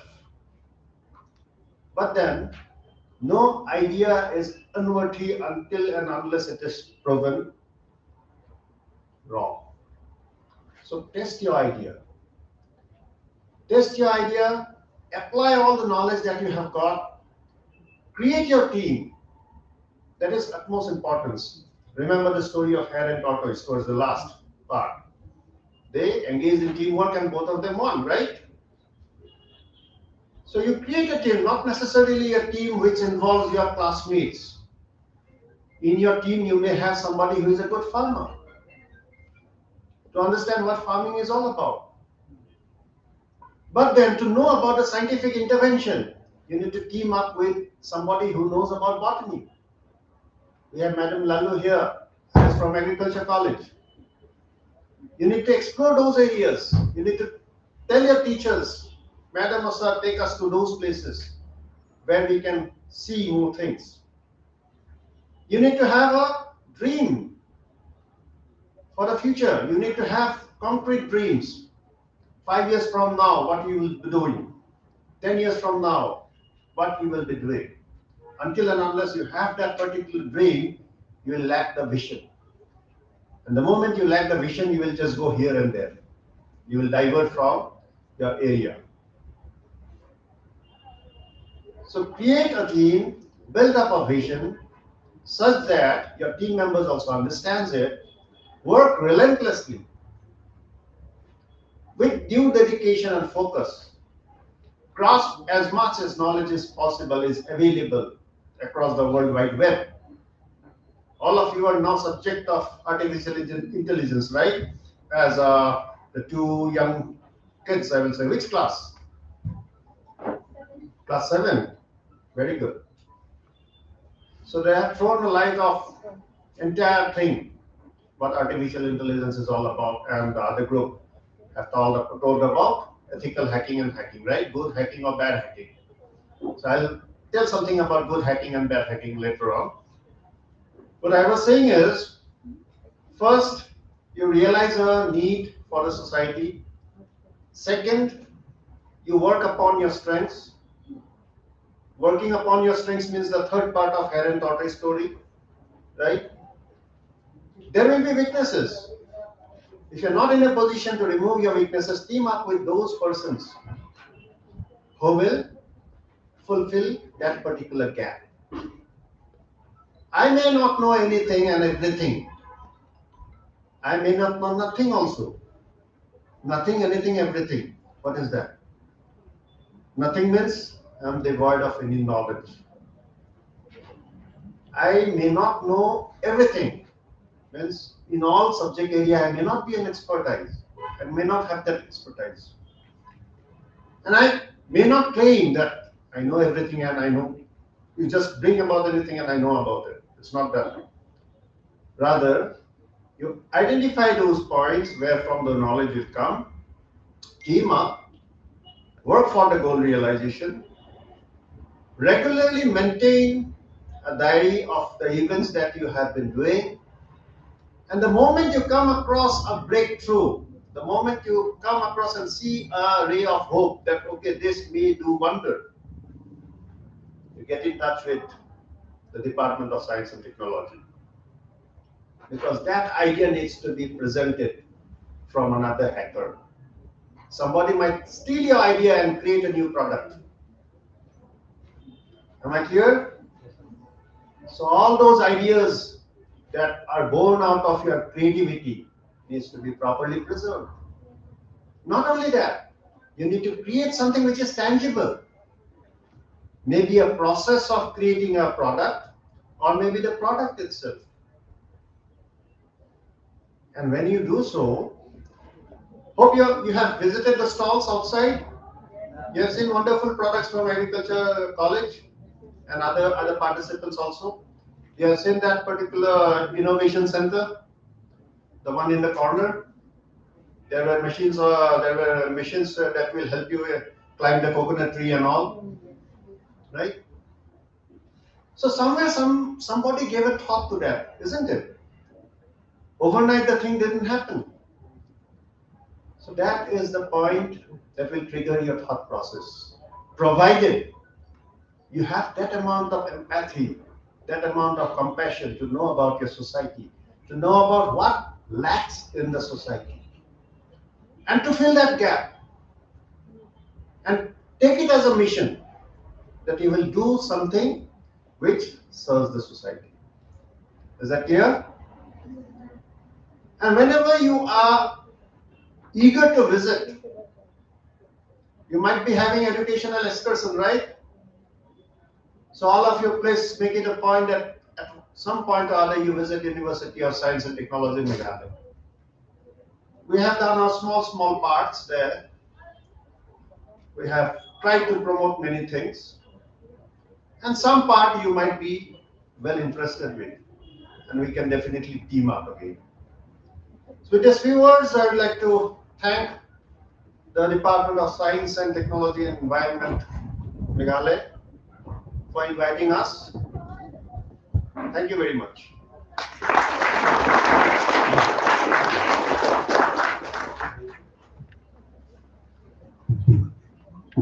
Thank you very much, sir, for encouraging the students in different aspects of their life. Thank you very much. I think I would like my friend, Sir S. Shanti, to speak something on maths. Please.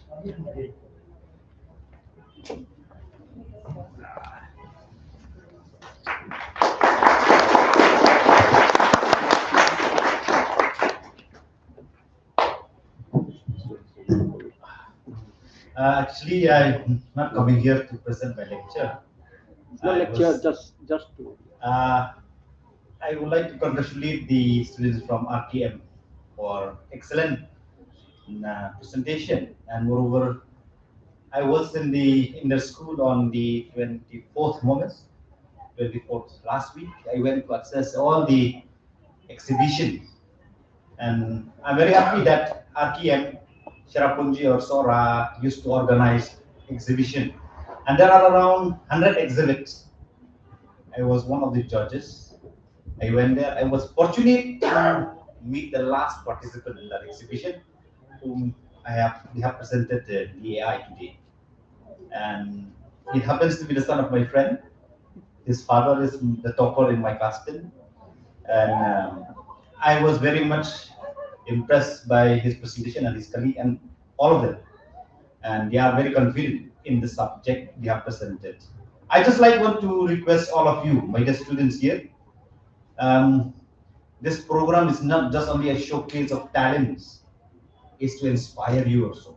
When you go back from here, these two kids, especially the junior class from RKM, they are class 7, how much they have spent time in depth in the study of not in their normal study.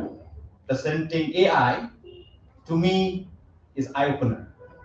And I hope as the future we are moving now is fully, I should say, the environment that we are moving in, just I have seen the war in Russia and Ukraine is all controlled by AI. And AI can be destructive and it can be constructive. As what they have said, it depends on the one who create the intelligence. As I sort of said, I am just a teacher, okay, who teach mathematics in Shillong College. Okay, I was involved with the SCST in many programs, especially in popularization of mathematics, and we have done many programs where the State Council of Science and Technology, for the last 3 years, I should say, they have started to take care of the areas of mathematics, where they have one initiative that they have started, and it will be first of its kind in the state, where during the, I should say, the vacation time, during the winter time, then the month of January, February, that mostly our students, they used to, I should say, especially our local students, they enjoy a lot during Christmas and New Year, and they forgotten everything to read during the vacation, and they could not do well in the final exam. That is our observation. We want to see that our students are in track with the studies. What is the State Council of Science and Technology with the team? Sir is here, is one of our resource person. We involve them. They are MSc students in mathematics for the knowledge of our cashier.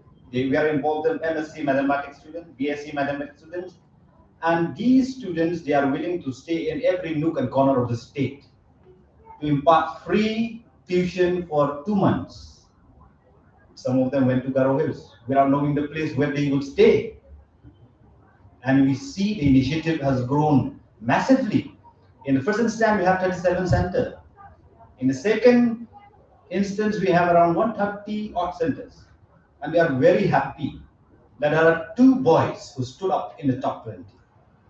And both of them, they are from the remote part of the state. One is from Sokha, he stood at the 8th position, 9th position. And one is from Maupanio, very far from Myram. He stood at 18th position. And that is what Sir just said just now. We need a team. Science, it should apply to the society. I used to say to my colleagues, doing research, PhD, postdoc, after they have done the thesis, their thesis is lying in the respective departments and respective area without untouched for many years. As what Sir has said just now, from my personal experience, I would like to see that you are the future. When you are trying to pursue your higher studies, keep in mind that whatever you do, it will be the benefit to the society. It might be a small thing, but it will have an impact on the society. We have seen so many innovations. Like we have here, I think, we came from National Innovation Foundation, and we would like to see all of you. Like AI, you can innovate the ideas. Hacking is nothing but innovation. Therefore, I would like to encourage you. All of this needs your personal focus, you need your personal attention, and when you go back from here, I hope the presentation given by the student from RKM, whereas I myself am very happy that this type of student must come up, and I hope all of you in the next National Science Day next year 2023, all of you come with presentation, and we will see innovation in the presentation. That's all, because I need to talk mathematics with board and marker. Okay, I speak like this. Some of you might run away because some of you may not be liking mathematics very much. But I'd like to inspire you. Next year, keep in mind, I should come like them. I should do better than them. That is the spirit. Not that I should always think that they are not capable, but putting your minds together, coming together. That is the efforts of this National Science Day. Thank you very much. God bless you. Go back to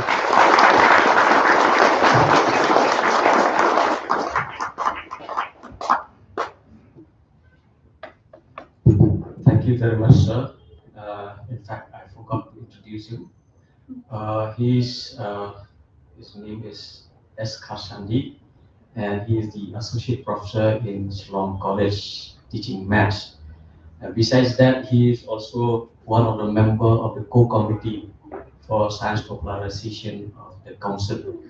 And we have been touring many parts of the state where we have seen the condition of the studies of the children, the schools, the teachers, and at least we thank the government also who have given us this opportunity to go to the villages and to see and to observe how the condition of the school, the performance of the school, especially in maths and science, We have seen that there are some places where even in class 9 students, multiplication is still very hard for them to understand. So in those area, we have been able to give the basic principle of how to do maths, geometry, so on and so forth. We have been organizing also with Sir the many workshops on maths, teaching, explaining mathematics through kids. Okay, we along with the college, Shillong College, we have also organized the workshop of learning mathematics through origami, where lots of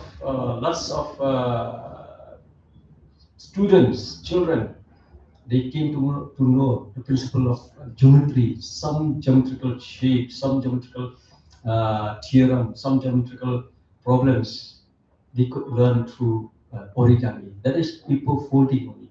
How we fold a paper and know the principle of geometry. So we are also requesting schools. Here, a few schools are there. Uh, should you need this type of workshop in your school where students can participate and know the principle of mathematics by doing through activities, you are invited to. The Council of Science, Technology and Environment is an open space for each and every one of you to come. Okay, to come and request. But if you don't give a request, we don't know who needs those type of things. So especially to teachers who are here, or in fact students also, they can come and request, and we make a particular program, a special program in your school where all the schools will be having the opportunity to learn, especially mathematics and science, because these are the area in which uh, if we if we do well in science and maths, I think half of our capability it's secure. Okay, so we also from the State Council of Science and Technology we have a library. Okay, we have a library in our setup. We invite schools also to come. Okay, invite school students to come to our library, learn. You might not find books which are from your syllabus, okay, but these are supplementary books which can help you, okay, in understanding different areas of science and and maths also.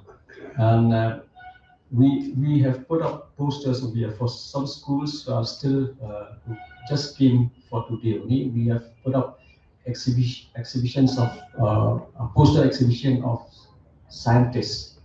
Okay, all Indian scientists are here. Get inspired by going all through the posters and all. On my right is the posters of our achievement, the country's achievement in science and technology. We have kept here. You can go through it and get inspired through these innovations.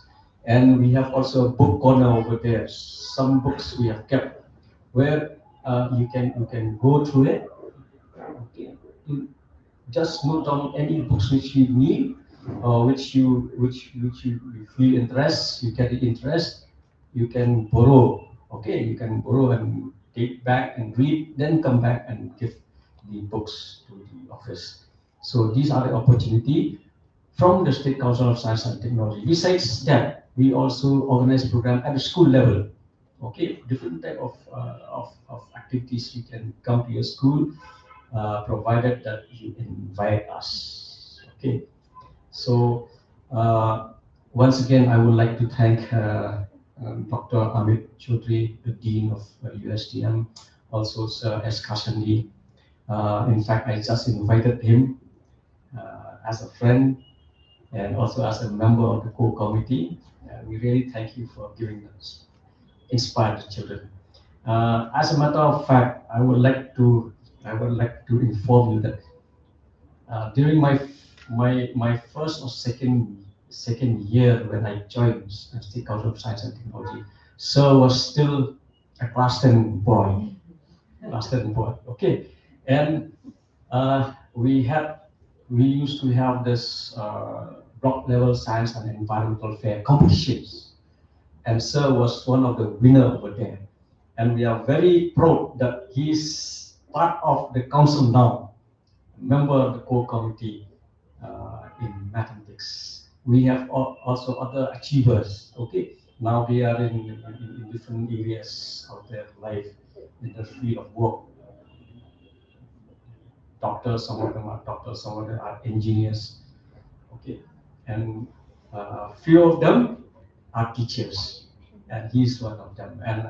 And through him, many have been inspired and gathered knowledge. So we really very fortunate to have him with us.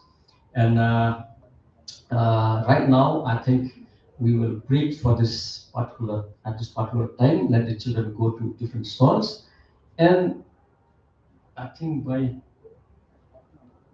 half an no, not half an hour. Okay, like we'll break now. We'll break for lunch. Okay, after lunch, you might go and visit all the stores over there. Then get information. Try to know. Okay, try to get information. Extract from them. We have called them so here so that it'll be a beneficial benefit to each and every one of you.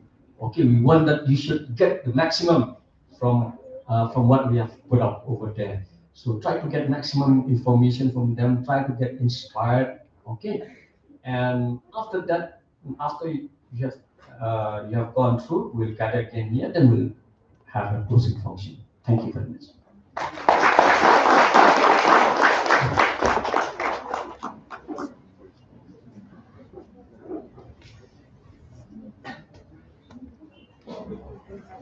Yeah, we'll break for lunch. Okay. Yeah, lunch is there.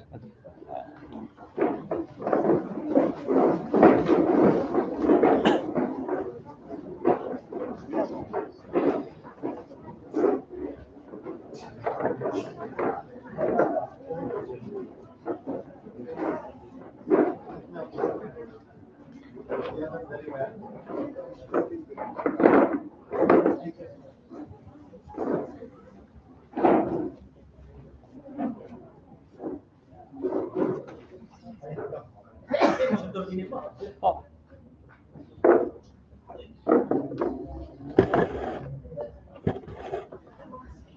Aleh, bedeng.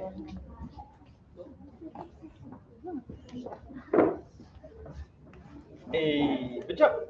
Betul tak dia?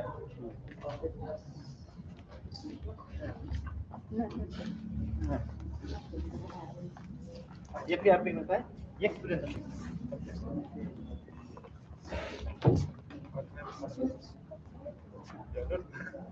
Iya, Pak. Oh, rambut pun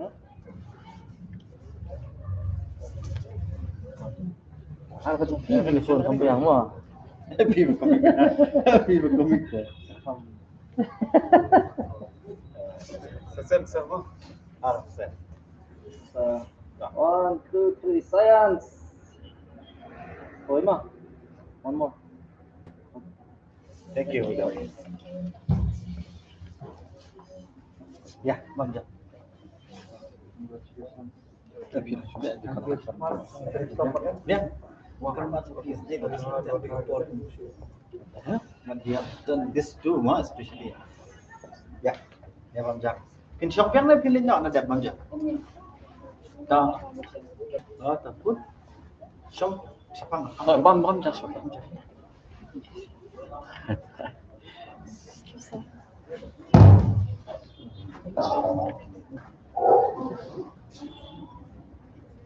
The post-session act just like humans.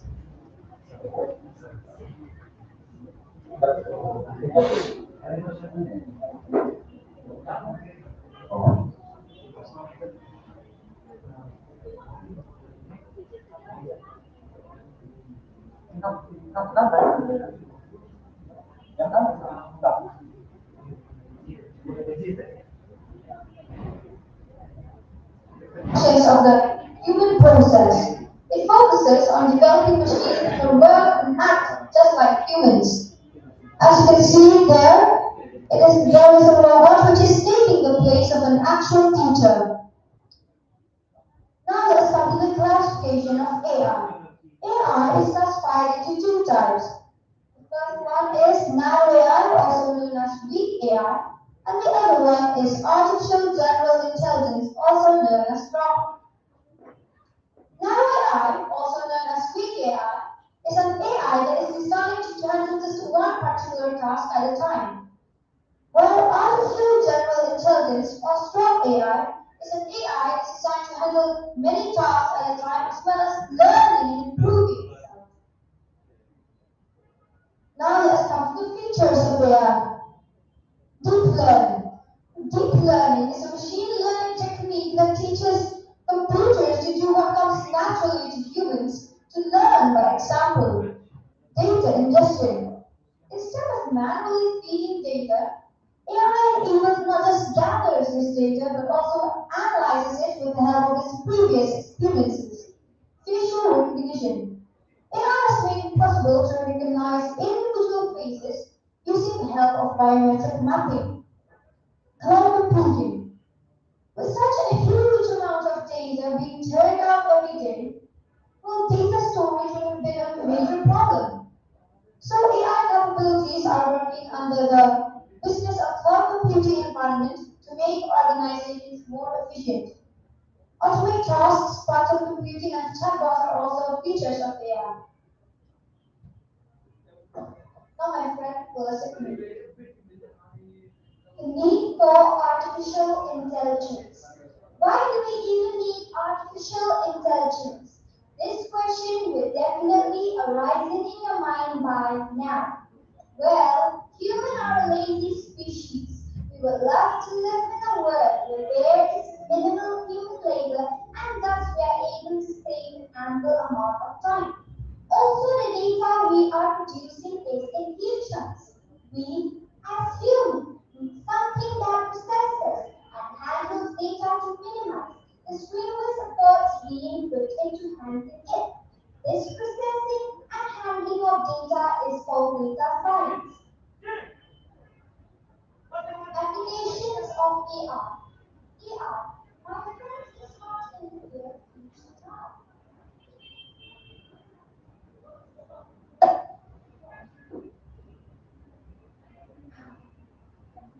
Consume more such articles from now on.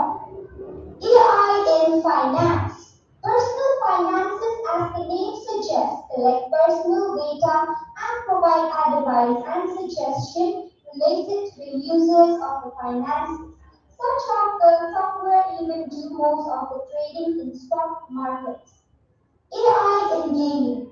AI generates alternative video games on the basis of the decision we take in the game. These decisions include player movement, taking cover, pathfinding, extra. Video games like Minecraft, Tom Clancy's Splinter Cell Blacklist, extra use AI-based programming. AI in healthcare. AI are being used to deliver personalized medicine, providing the patients with reminders about when to take their medicines and suggestions about which specific exercises they should perform. Also, AI are used in automobiles, business, manufacturing, government, etc. Examples of artificial intelligence. Okay, now you must be wondering where is AI exactly used. I mean, self-driving cars and robots are one thing, but how about real-time current examples? So here are a few examples of artificial intelligence in tutorial. Netflix. Netflix is the top used OTT platforms over the internet, also known as over-the-top or other than television platforms like Netflix, Amazon Prime, etc. Echo. Echo is a device launched by Amazon which has a cloud-based voice assistant Alexa. It can hear, comprehend, and respond to any commands or question put up by the users with their built solutions. Siri. Siri is a personal assistant offered by Apple for the users of iPhone and iPads. As you can see from this picture, this is the robot speaking just like a human. Now we have come to the blessings of AI or the pros of artificial intelligence. 24/7 availability. AI never rests or requires sleep, while the human body and mind requires rest to continue to function at optimal levels. Precision and accuracy. Also, as AI enabled, machines are responsible for inputting the values and data. This reduces the chances of human error. Optimal utilization of resources. AI can assess and interpret multiple things at one particular point of time. From different employee database and to analyzing the patterns, there is a lot that just one machine can accomplish. My friends will tell you about the threats of artificial intelligence or the forms of artificial intelligence. So now that we've gone through the pros or the blessings of artificial intelligence, let's come to the cons or the threats of artificial intelligence. It requires higher overall costs. It's no secret AI is expensive. Just the initial setup alone requires a high investment. It reduces employment. While replacing repetitive jobs and other types of work with AI is beneficial to the company. While this may be seen as a sign of progress, many workers will be shut out of many job opportunities that once existed. Less creative ability. You know, intelligence isn't everything. Wisdom and creative thinking are still needed in various industries worldwide. Absence of emotional range. While these robots or AI can work faster and continually, they cannot feel emotions or make bonds with you. Absence of emotional range. Increased potential for human laziness. Relying on AI can lead to increased machine dependency and even human laziness.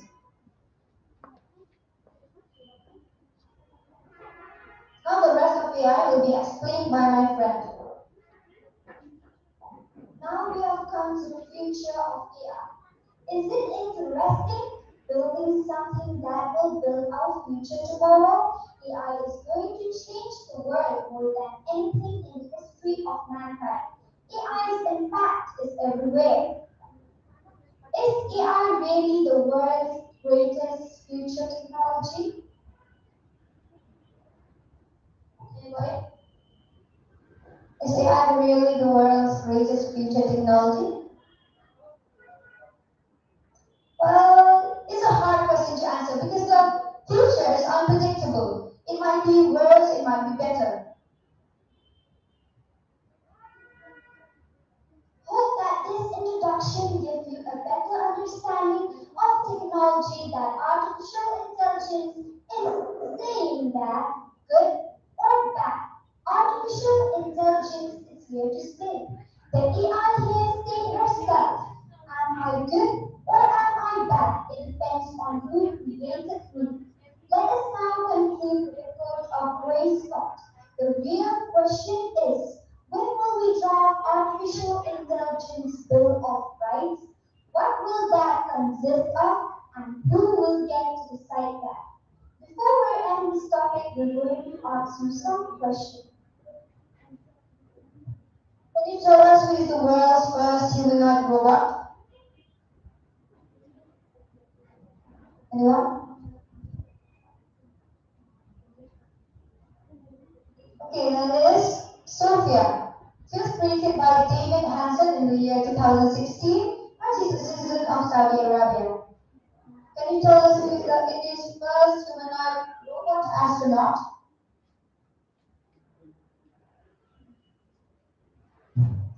You don't know, then it is Vyomitra. So, okay, thank you. Have a nice day.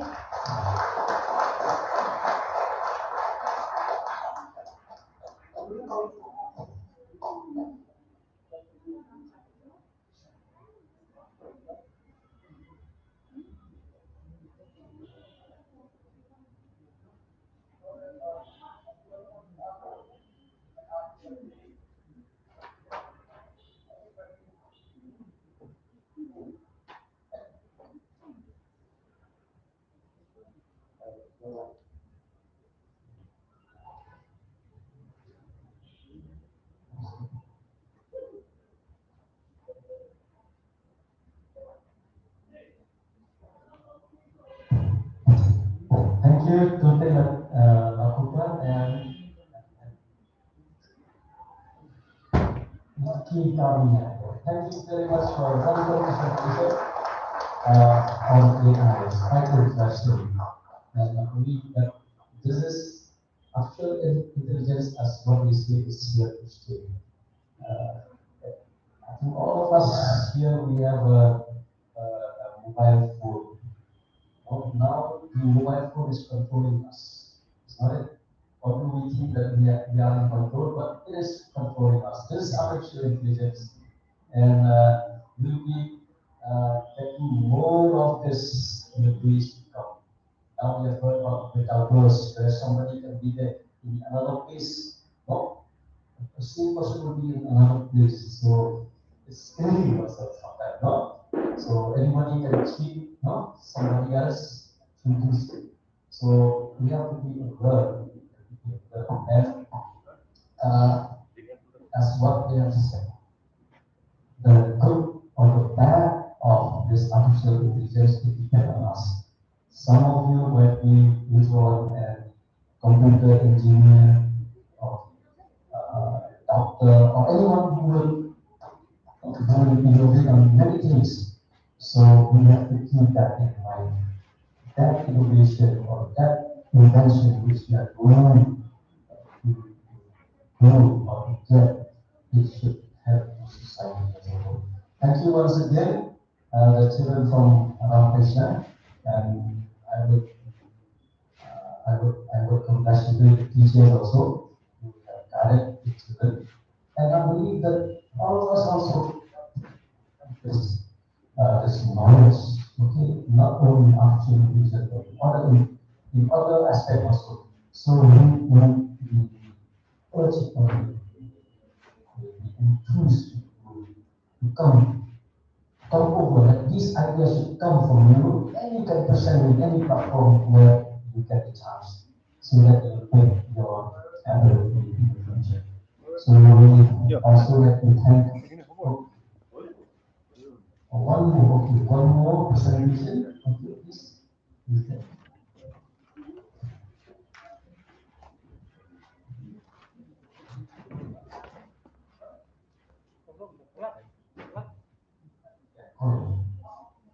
After this presentation, we are very thankful for Dr. Amit Chakraborty, who is here, the Dean of USTM, who has come over from Gaudi. In fact, we have kept him a slot for the lecture. I believe that the lecture will be very for each and every one of us. Hello. Hello. Yes, yes, I can hear you. Please tell me. Yes.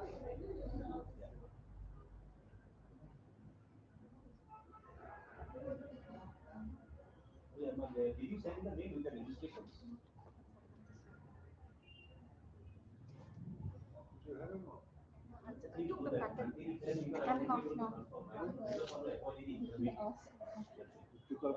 No, I have to go 1 week. Now another one is supposed to go today, but I'll go tomorrow. What happened to your face?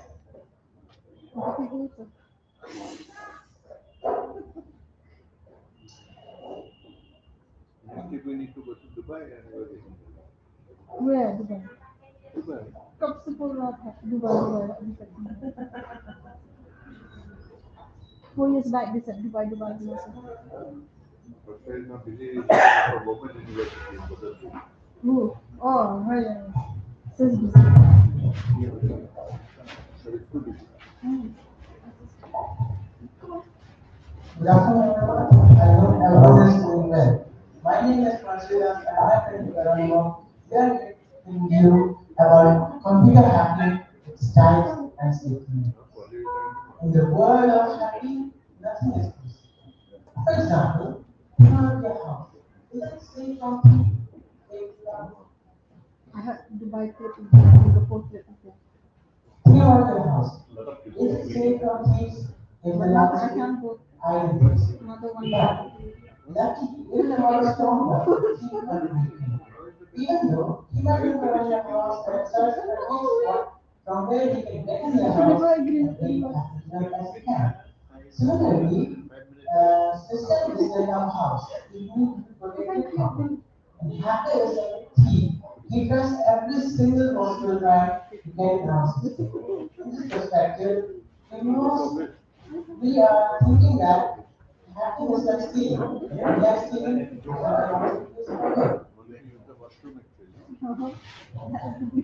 let us know what is happening.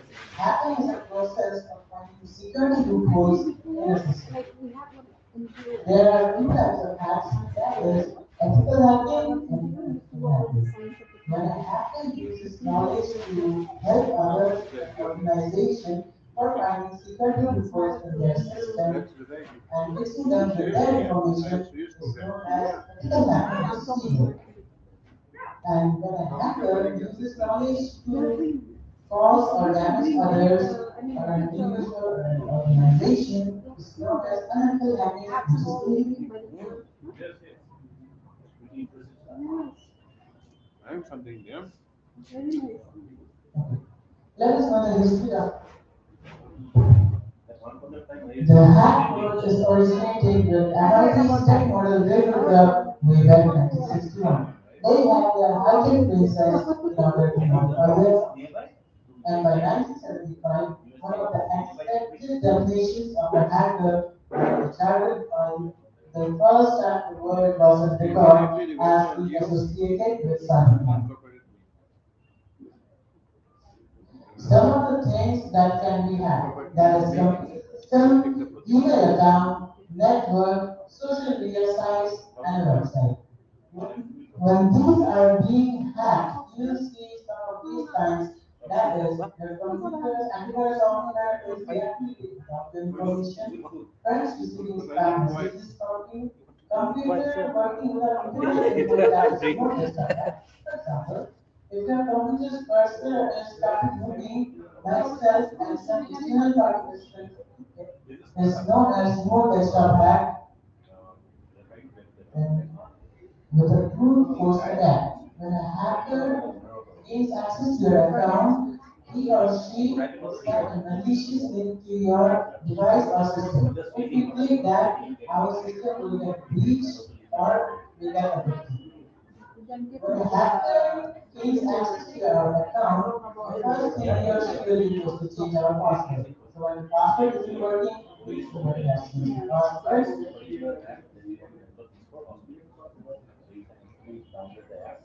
Let us see what is happening. The remaining details will be given by my friend with her.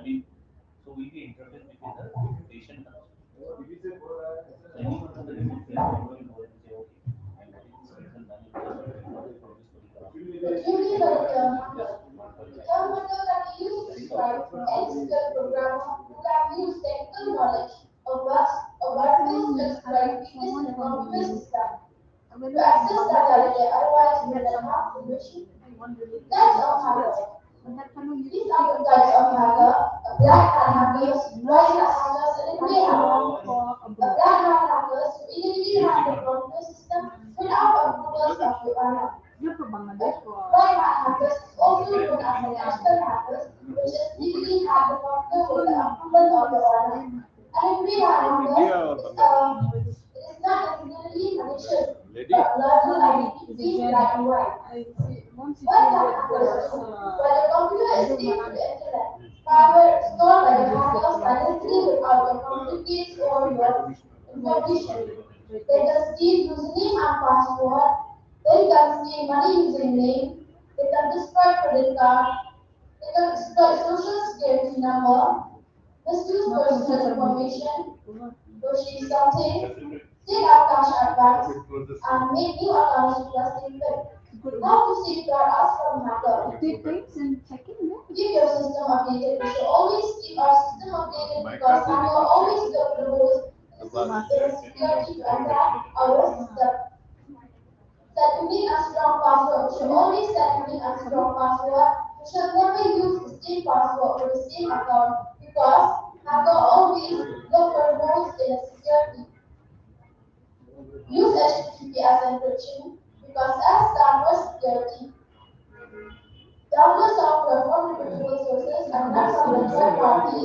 was independently virus. Install and update antivirus software.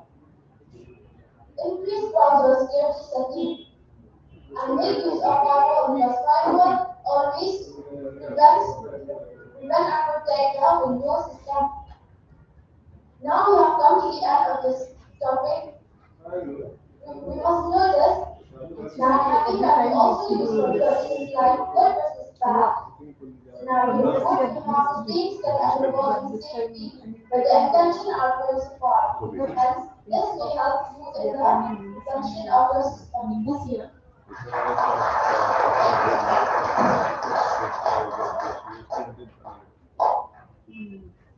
So now we are planning USL sort of position holders. They are rich for the science topics.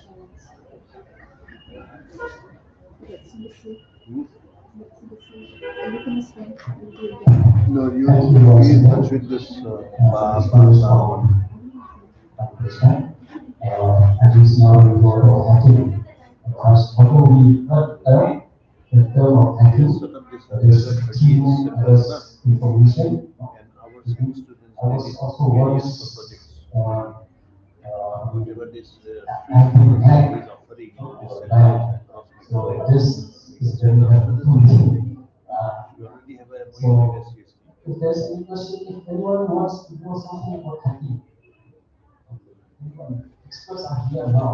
You can ask now, otherwise, at one point of time, might be hacked. So,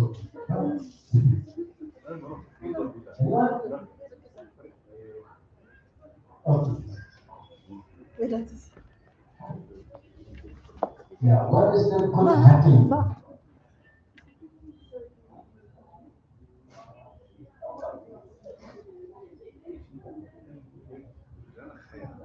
Good hacking is also known as ethical hacking.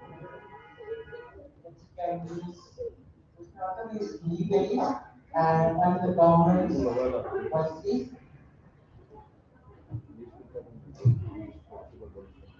Questions for?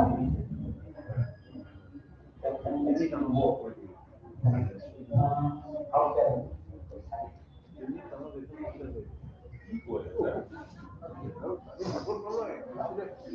Good hacker is also known as ethical hacker. Ethical hacker is good as some of the facts are there that hacking can be used for good, like when you lost your information or password, you can recover it nicely.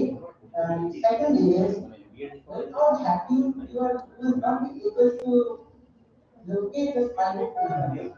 Without hacking, you will not be able to know where they are, and how they are all the crimes in fact spread. So I hope that answers your question. We have any more questions so that we can proceed. Any question at all regarding maybe artificial intelligence or hacking? You can definitely ask these experts.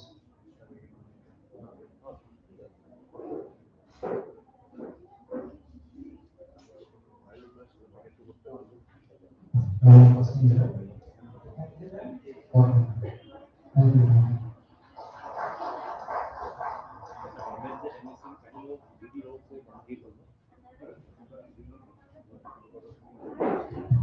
Now we will request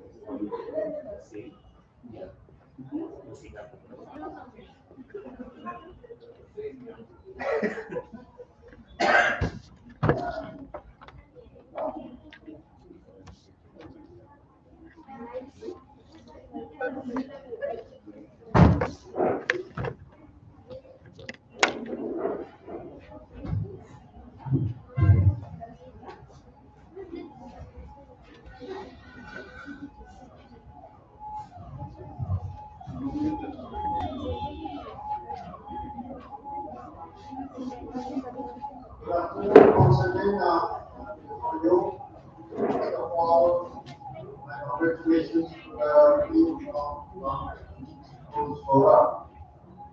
Special congratulations and thanks to the teachers for having guided the students so excellently that they were jumping with my colleagues.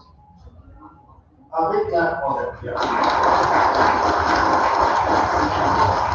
Really impressed by every presented difficult things. And I'm not sure what I will be discussing with you all regarding science or regarding science day, but then science is meaningless, as I stated in the morning. Science is meaningless unless it serves the society. First and foremost thing you need to know is to understand your immediate society is required. And you might have heard about a phrase, necessity is the mother of invention. So until and unless you recognize the necessity which is of the social order, maybe the necessity of the agricultural field, the necessity of health, the necessity of your education, and so on and so forth, you won't be coming up with a scientific pursuit that ends up in innovating and creating something new that serves for the need of the society. Having said that, how will you recognize the need of the society?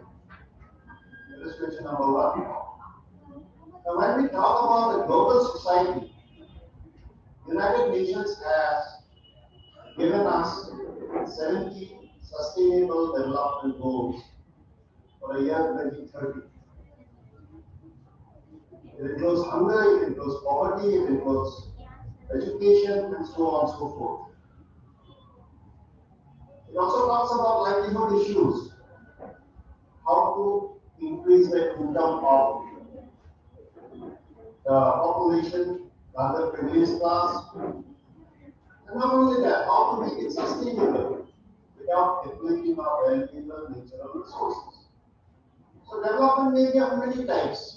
One type may be where we are harnessing the natural resource without caring about what our future generation will have at their disposal.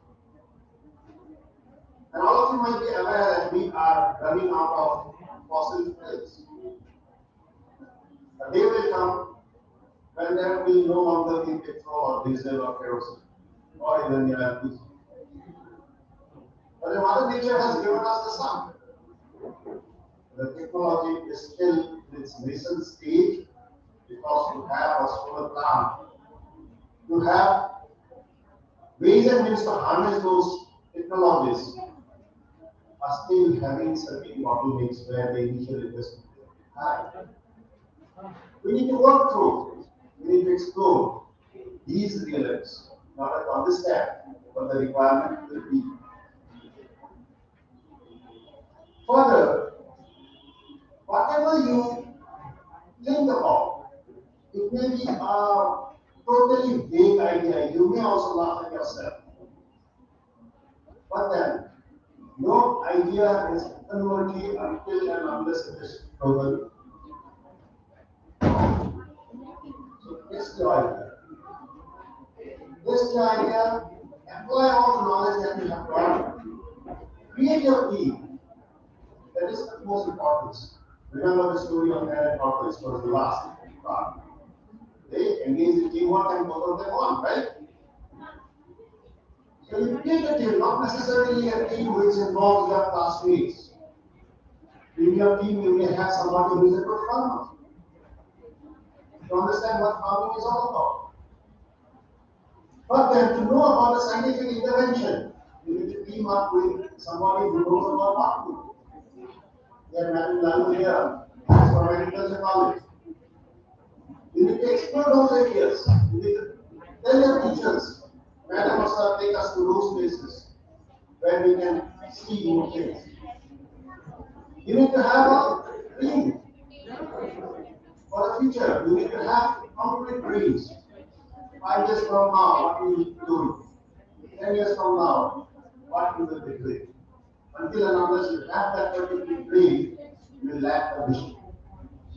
The moment you lack the vision, you will just go here and there. You will divert from your area.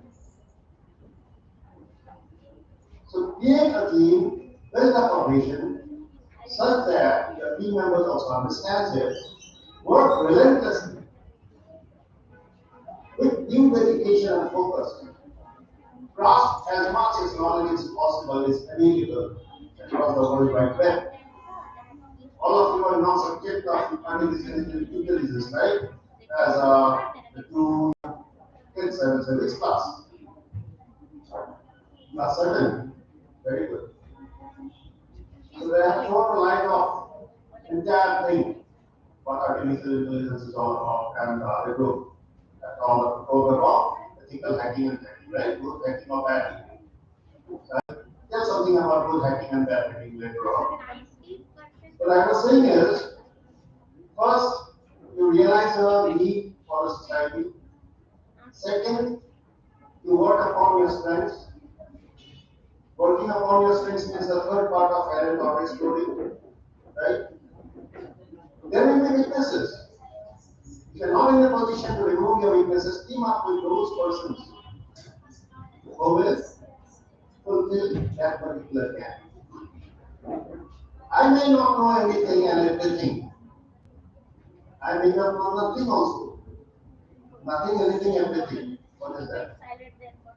Nothingness, I'm devoid of any knowledge. I may not know everything. In all subject area, I may not be an expert. I may not have that expertise. And I may not claim that I know everything and I know.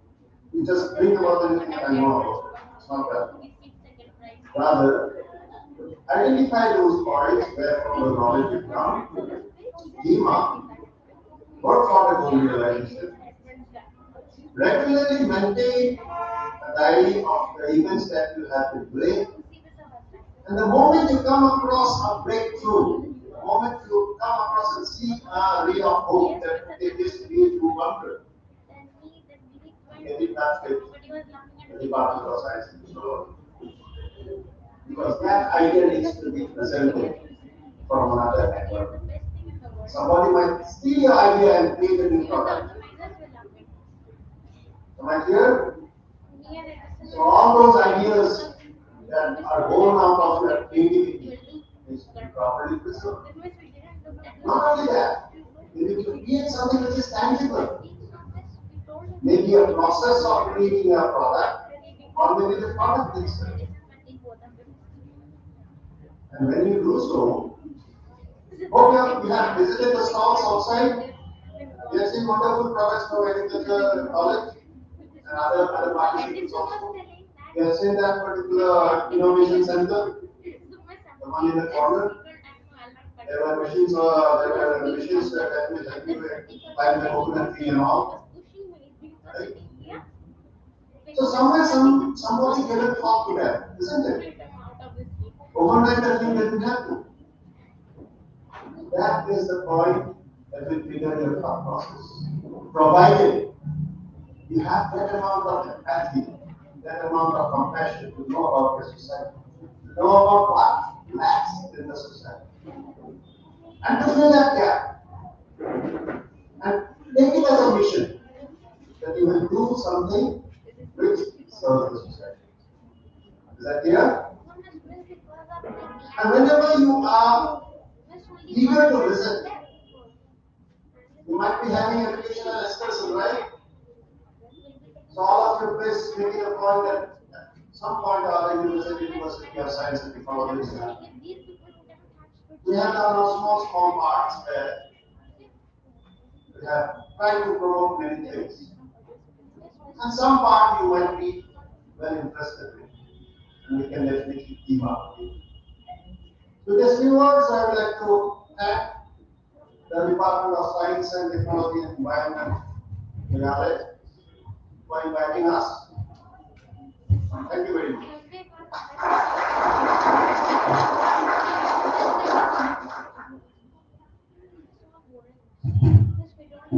Thank you very much, sir, for encouraging students. Thank you very much. I think I would like my friend So let's trust him. He speaks something nice.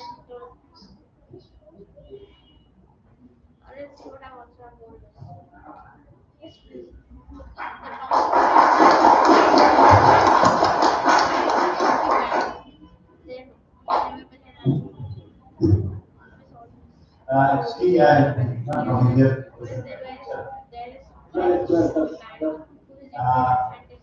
I would like to congratulate the students from RTM for excellent presentation. And over, I was in the school on the fourth month. Before last week, I went to access all the exhibition. And I'm very happy that RTM Cherrapunji also used to organize exhibition. And there are around 100 exhibits. I was one of the judges. I went there. I was fortunate to meet the last participant in that exhibition. I have presented the AI. And the Tamil speaker, my friend, his father is the topper in my class. I was very much impressed by the exhibition and study and all of it. And they are very confident in the subject they are presenting. I just like to request all of you, my dear students here. This program is not just only a showcase of talent, it's to inspire you. When you go back from here, these two kids, especially the junior class from RTM, they are asked how much they have spent time in depth in study how not in their normal study. Presenting AI to me is eye-opening. And I hope as the future we are moving now, this slowly, I should say, the environment that we are moving, because I have seen the war in Russia and Ukraine, is all controlled by AI. And AI can be destructive and it can be constructive. As what they have said, it depends on the one. As I said, I am just a teacher, okay, who teach mathematics. I involved with the SCSE in many programs, especially in popularization of mathematics and other many programs where the State Council of Science and Technology for the last 3 years, I should say, we have started taking care of the areas of mathematics, where we have one initiative that we have started and will be part of its time in the city, where during the, I should say, the vacation time, during the winter time, one of every week, mostly our students they used to, I should say, especially our local students, we enjoy a lot in Christmas, New Year, and the opportunity everything to vacation, and they do not do well in the final exam. That is our solution. We want to see that our students are in track with the studies. Why State Council of Science and Technology with the team service here is one of our resource persons. We involve them, they are MSc students in mathematics for the knowledge of our testing. They are involved in MSc mathematics, BSc mathematics.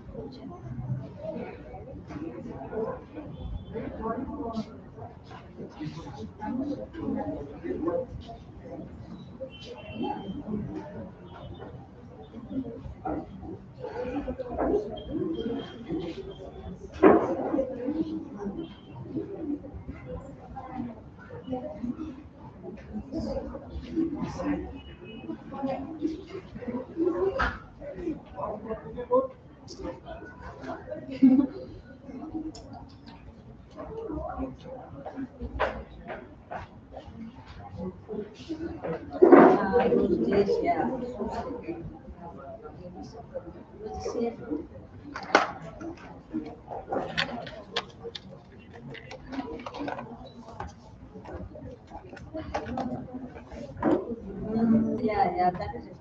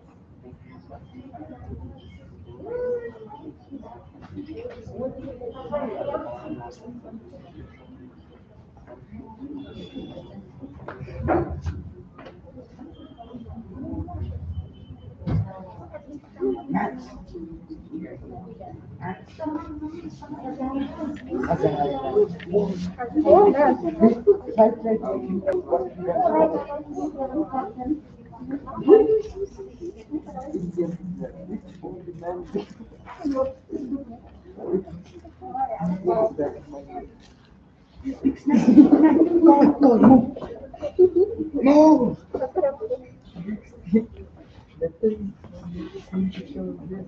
Sunglasses in the morning, see? Oh, it's the night. Oh, it's the morning. Give us your response. Give us your response and you say. Yes. Yes, the very sunglasses in the morning. Beautiful flower. It's not even nothing.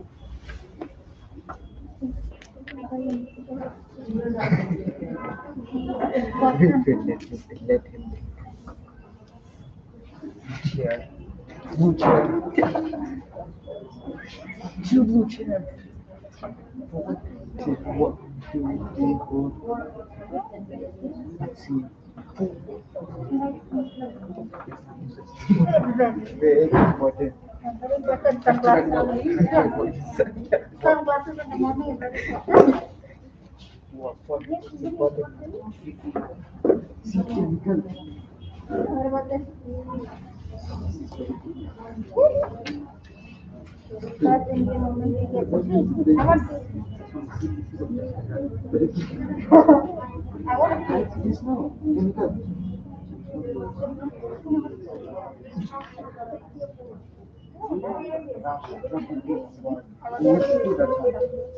He's holding his eyes.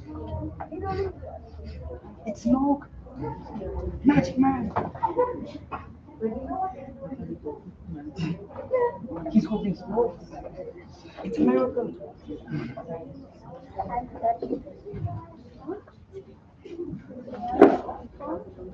It's fun. What about him?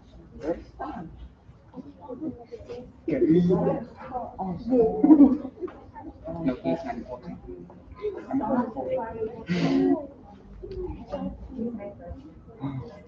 Very long white beard. His beard and his shirt. I think very long white beard. Very long white beard. Let him think. Let him have to think. You. The points you get, the points Indians see very impressive. You see Batman holding umbrella. What? Batman holding umbrella.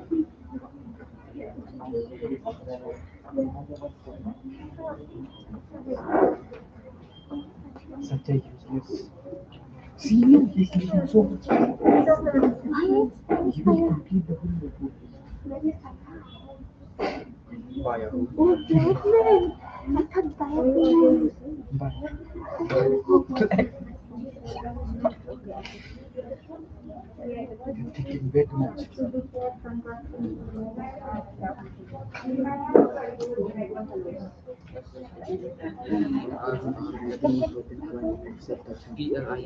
Is writing very important. Very important. Are you done, sir? Are you done? You do know we have to answer these questions tomorrow. Which old man? Fill in the blanks. When the guy who is Indian love was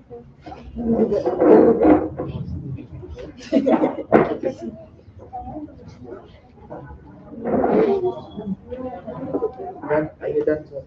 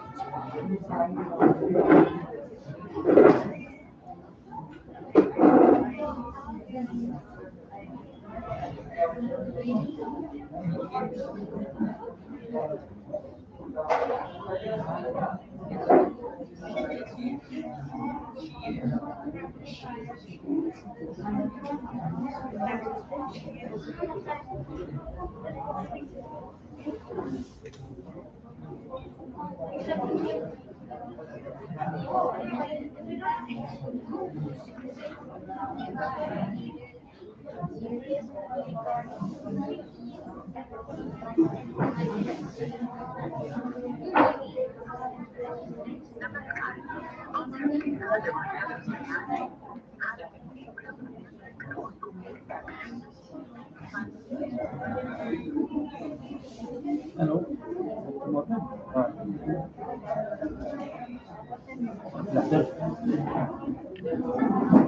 Okay. Yes.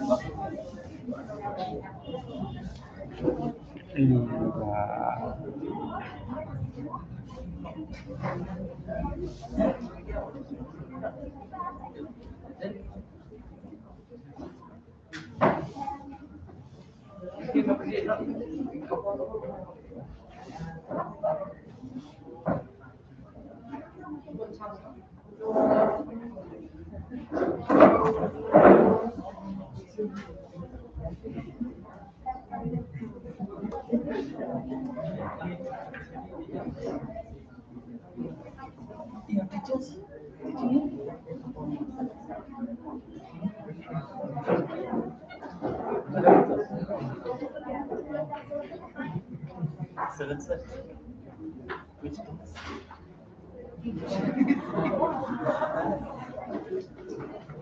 The one Suma. Suma. From you know Christy? Yes, she is my cousin. Papa. I stay on this way. Yeah. Christy Esther. Esther is there.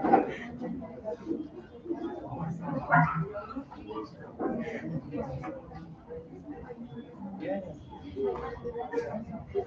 You know me. Lucky. Oh, you know her.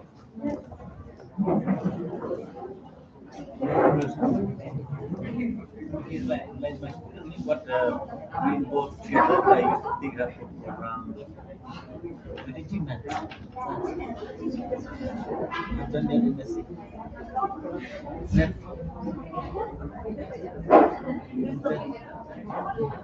I mean, you got in the pay. It's not different. You don't get. You have a chance. There are books in coming. Did you fill up the offline? Diet. Diet.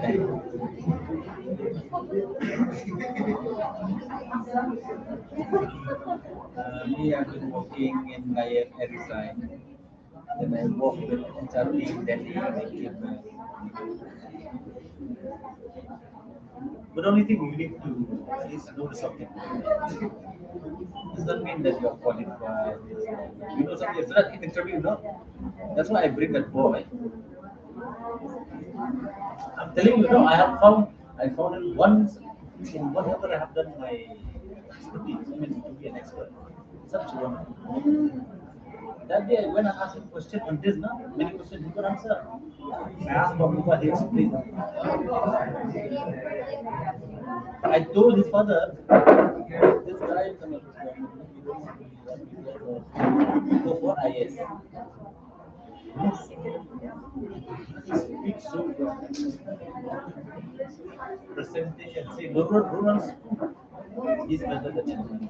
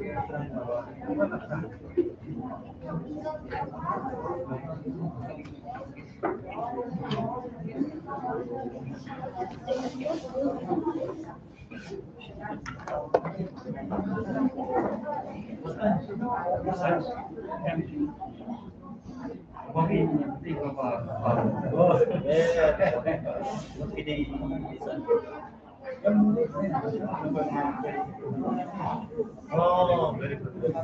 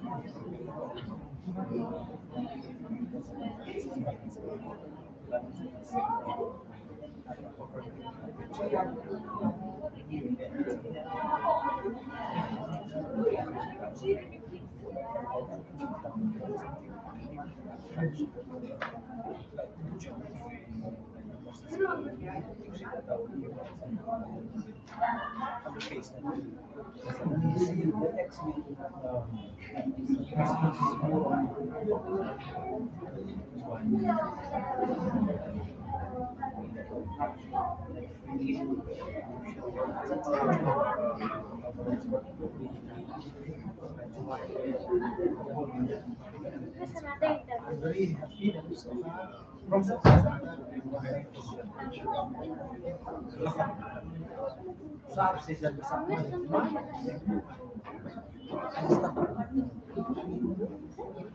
Yeah.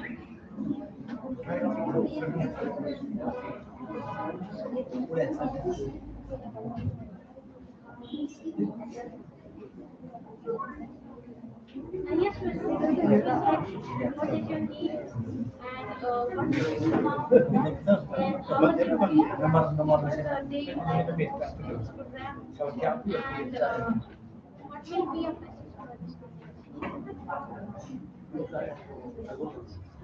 yes, of course, they will be covered.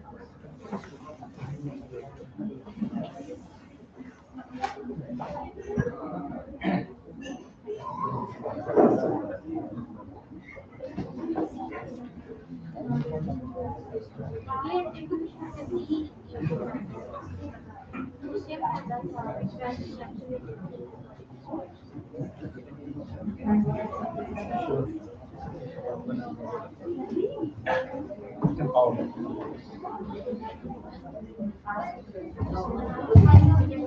Okay, I think we have gathered, all of us are here. We would like to have a little bit of interaction, I think, if some of you wants to interact with the resource person over here, even people over here. Dr. Ahmed is here, Sir S. Kasani is here, Pak Morman also, MM Morman also is here. If any questions which is related with anything, okay, whatever we can answer, we'll answer. If not, we'll get back to you. Okay. So any questions if you have, which are there in your mind, linger in your mind, you want to know, okay. So please do so. Any type of questions.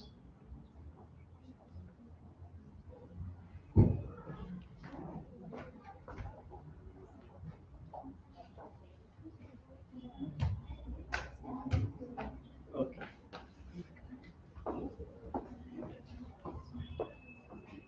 You come. More peace is coming the same.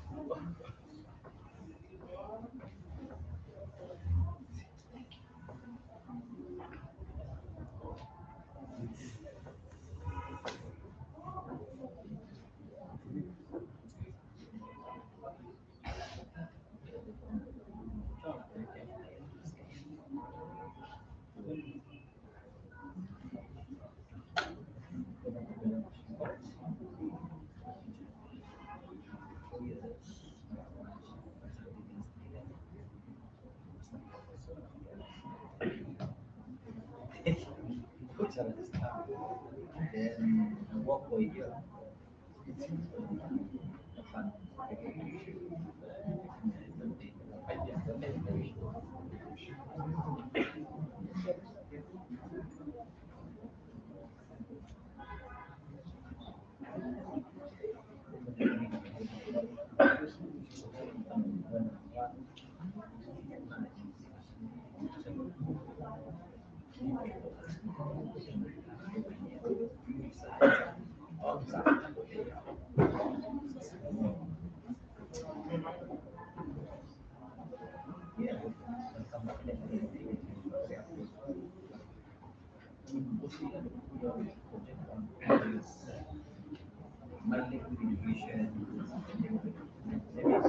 I think we should play a video rather than sitting like this.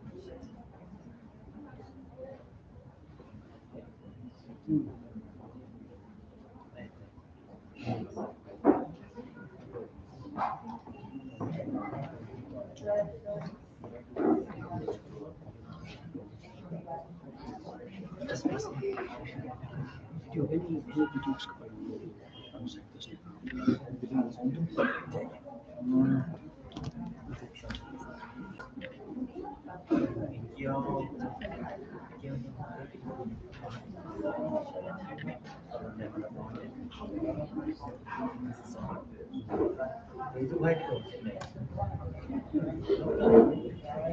Itu ini start terus. Ada introduction. Sambil tadi. Dari itu. Juan tadi ya. Thank you.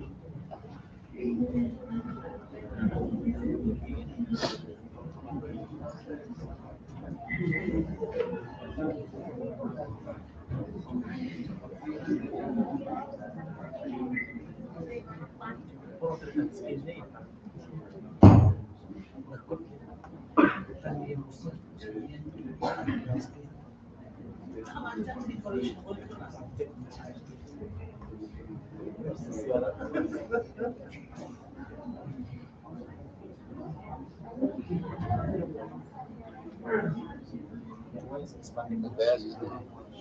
The Raman effect. Why then?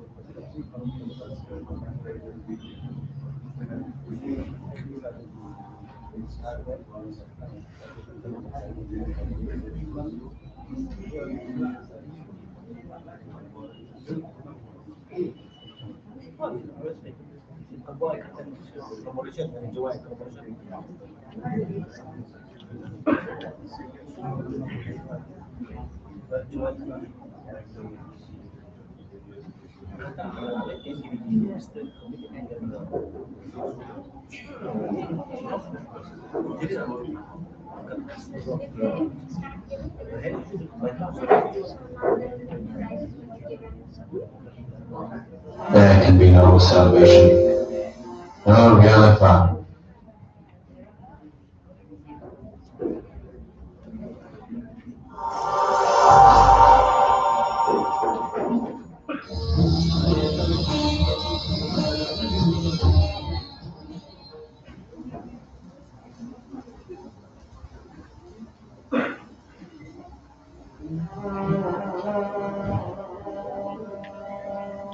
My life has been an utter failure. I was the first Asian to bring home the Nobel Prize in the scientific field. I thought I would build true science in our country. All we have now is a legion of camp followers of the West. There can be no salvation, no real advance at this rate.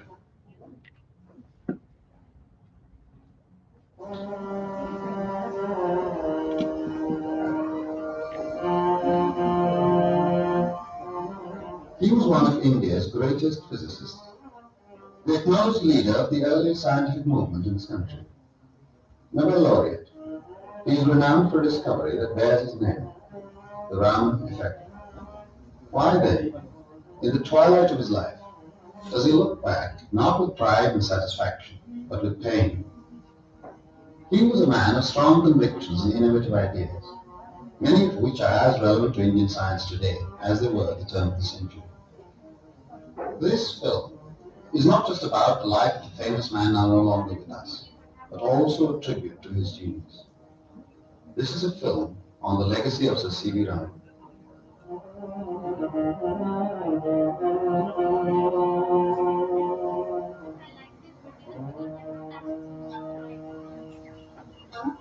The young Raman was curious by nature.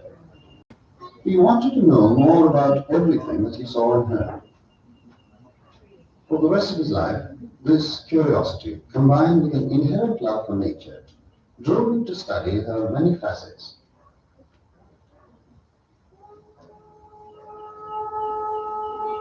Even at the age of 82, he was exploring new vistas as actively as he did as a child. For him, science had always been the key to understanding the workings of the world around him.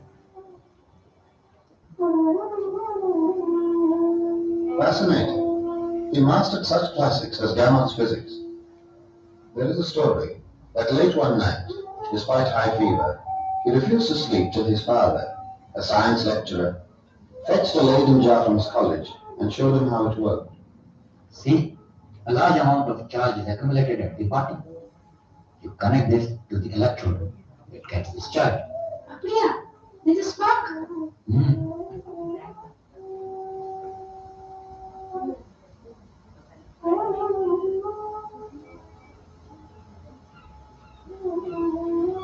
Raman was born near Tiruchirappalli in Tamil Nadu in 1888. From there the family moved to the coastal town of Visakhapatnam when he was 4 years old. The sun, the sea, nature in all its primordial beauty here might have first stirred the young boy. He began to ask questions. His father encouraged his curiosity. As Raman's thirst for knowledge grew, he was spurred to take science up seriously in later years.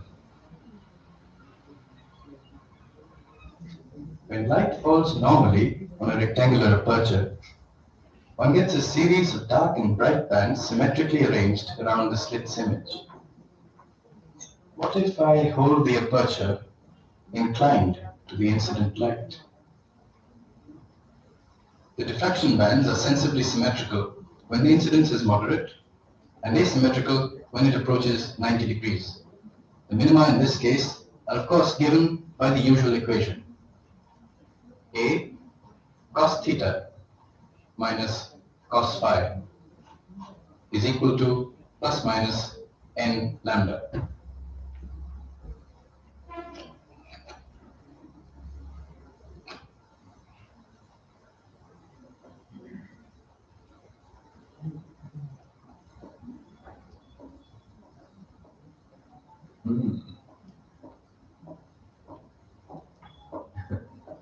What are you doing now, young man? Sir, I'm trying to work out a new method of measuring the surface tension of liquids. New method? Why? Because by the usual method, either the drop is not steady or it falls down in the middle of the observation. So I thought if I could photograph the drop profile, it would be easier to calculate the surface tension. Sounds ingenious. Carry on. Oh, sir. Professor Jones, sir. One moment, please. Yes? Some time ago, I'd given you a paper of mine for comments. A paper? Yes. On unsymmetrical diffraction bands when the incident light is oblique. Really? Ah, yes. Perhaps you did. Well, it is nothing much to go by. Nothing at all. Carry on with your work.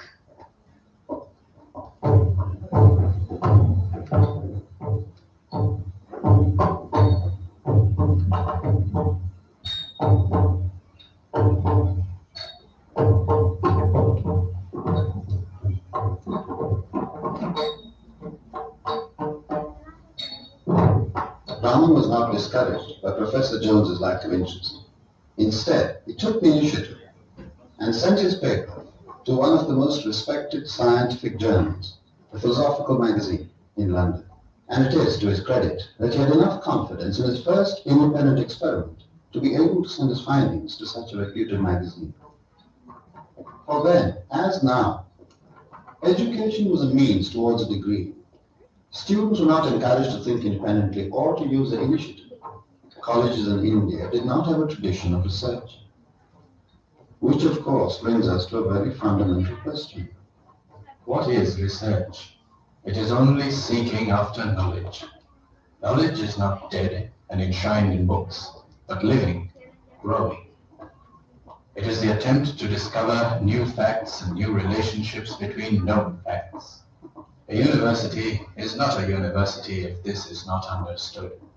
You must be one of the seekers, else you'll be left behind. Raman's scientific makeup is very fascinating. He was the product of an educational system that did not attach much importance either to science or to curiosity, which of course is very important if one wants to be a scientist. Spurred largely by books, he absorbed by himself all the important points about science after Newton's death. And if one might borrow a phrase from Newton, one could say that Raman stood on the shoulders of giants like Newton himself, Faraday, Ampere, Maxwell, Lord Kelvin, and of course Lord Rayleigh, who inspired him quite a lot. Way back in 1907, a handful of Indians were still struggling to create a niche for themselves in areas dominated by the British. There was no scope for a scientific career, as there is now in post-independent India. So Raman decided to do the next best thing, join the government. Topping the entrance examination to the Financial Civil Service, he was appointed Assistant Accountant General, the youngest ever to be so appointed.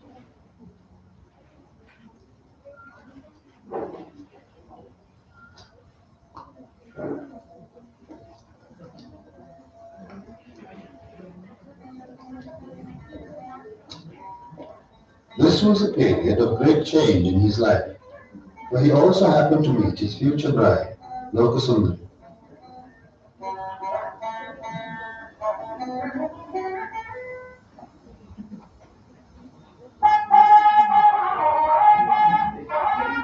The couple were married, and on Raman's posting, moved to the bustling capital of the Raj, Calcutta.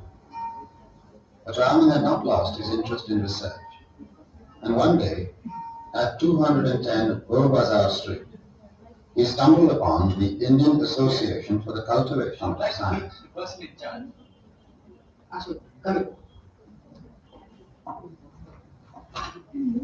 What did you say your name was? I will write it down. C. Venkatraman. I'm a government servant, the Assistant Accountant General in fact, but I'm interested in continuing to do my research in my spare time. Original investigation in optics and acoustics. Well, come with me. You see, we do have a laboratory, but it's so decrepit. You know why? Because in the 30 years since it was built, no one ever came to me and said he wanted to do research.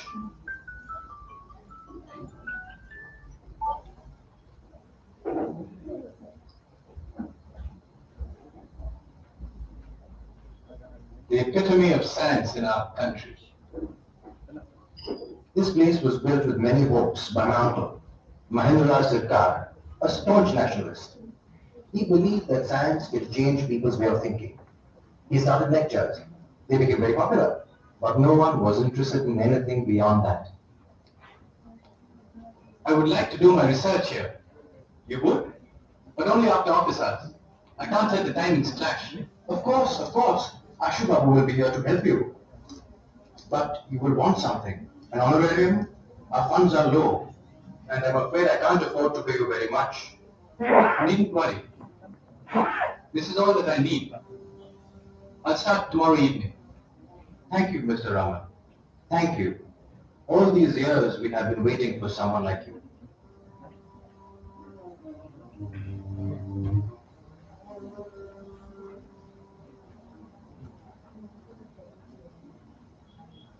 Ram started his work in acoustics with the study of voice strings. He continued the work of Helmholtz and established the both games on aircraft footing. Afterwards, he also investigated how the quality of the tone of the voice string is determined by the voice pressure, voice speed, and the continuity box. He continued the work further into other Indian musical instruments. The most notable piece of work he did was on the study of vibrations of the Indian drums. The mridangam and tabla are rather unique instruments, but they are the only two drums in the entire world which can produce a good harmonic overtone. Raman discovered that these drums give harmonic overtones by the particular loading to which these drums are subject. For example, the fundamental mode of vibration is the drum head vibrates either, and the second harmonica, where the drum head vibrates in two halves, the central line remaining at rest all the time. And the third harmonica, from this mode of vibration, one nodal circle or two nodal diameters like this. These two modes can combine to produce a variety of modes of vibration.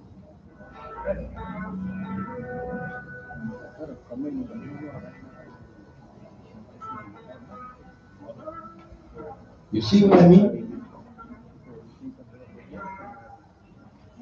Such wonderful tones. Of all the musical instruments, the veena comes closest to resembling the human voice. Really? I've been seriously playing the veena for so many years, and I never realized it. The strange fact is, there is a law in Western science which states that certain overtones just cannot be produced by any musical instruments. But the veena violates it. You know why? All because of this curved bridge, whereas Western instruments have flat bridges. How much our ancients knew about acoustics. Do you know something? What? The Germans have asked me for an article. That's good. Yes. It's just not enough to do research anymore. You must publish the results immediately. So emanated the first research papers from the IACS, 30 years after it had come into existence. During those early years, Raman worked for the most part alone. Even so, publication poured out.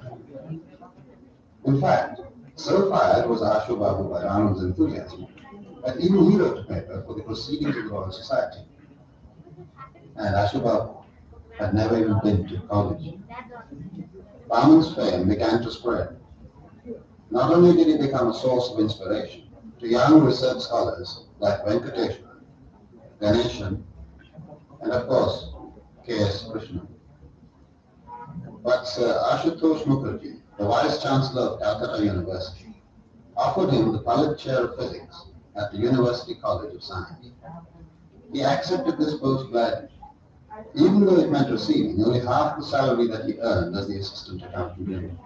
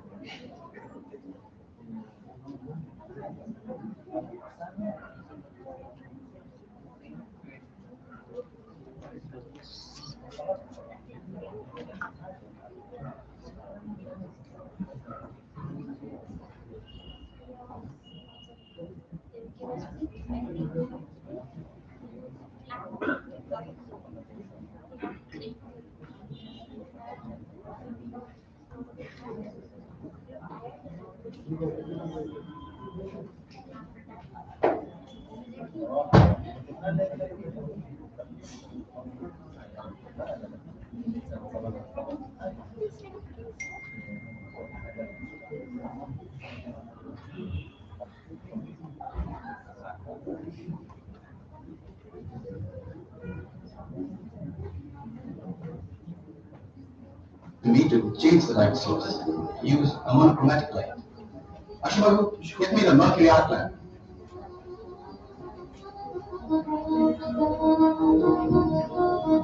It's so clear, Krishna. So very clear. In the blue-green region, there are two sharp lines instead of one. What? Yes. Between the incident line and the new line is a distinct dark space. The new line must be of a different frequency. It shows a change of energy. The new line that Raman discovered indicates the amount of energy lost or gained by a photon of light when it interacts with an atom of matter. This in turn tells us a great deal about the atomic and molecular structure of that substance. It was a momentous discovery that paved the way for new research in almost all branches of science. C.V. Raman was awarded the Nobel Prize for Physics in 1930.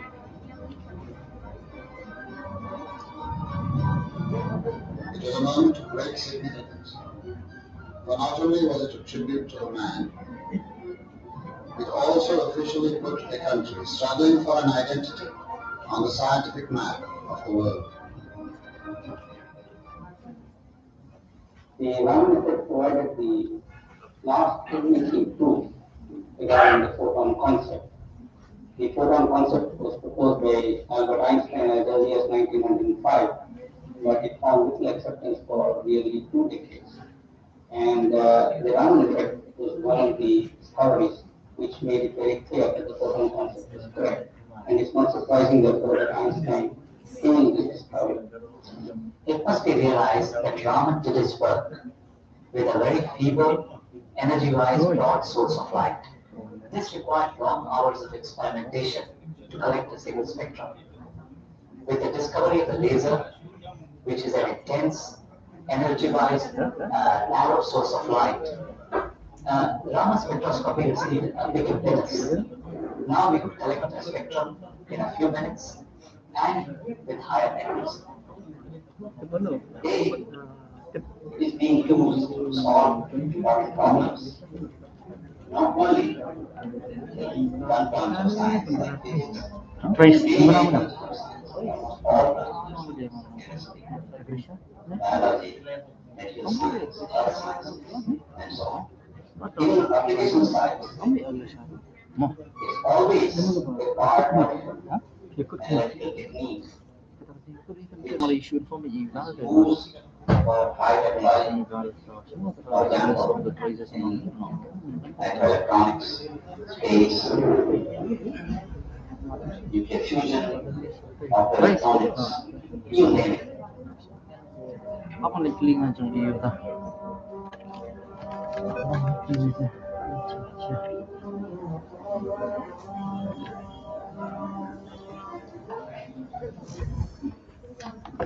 The man who was once the center of scientific activity is now, perhaps with a success, inevitably brings him.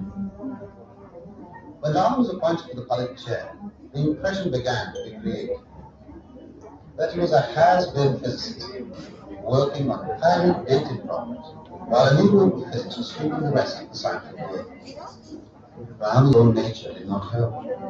His ego had alienated many people.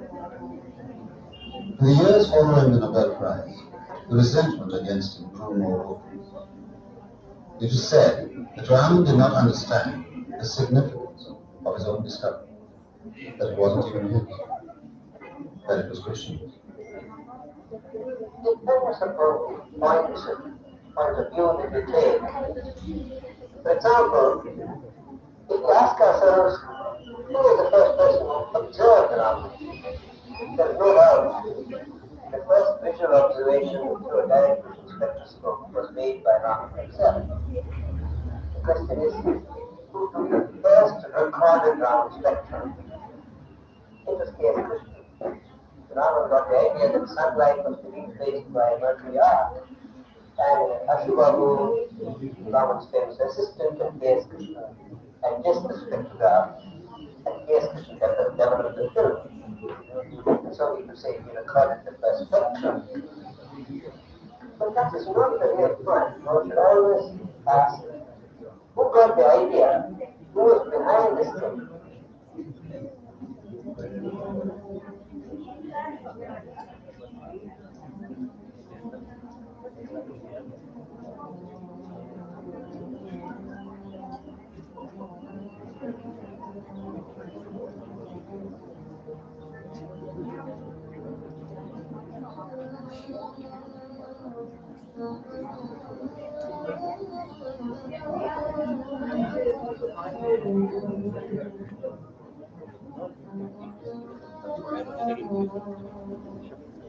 In 1933, Raman came to Bangalore.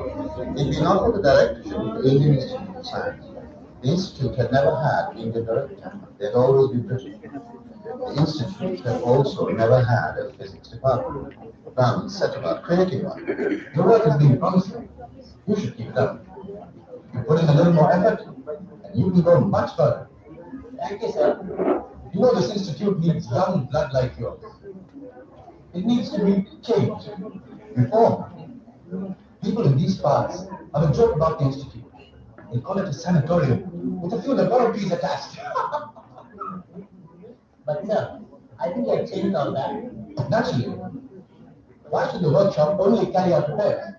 That's gross underutilization. They should be able to fabricate new equipment required by the various departments. And within the departments also. Physical chemistry department should be part of the physics department. The chemists over there will have a much better chance of interacting with colleagues who have similar interests. Oh, there's so much that can be done. You know something? Max wants coming.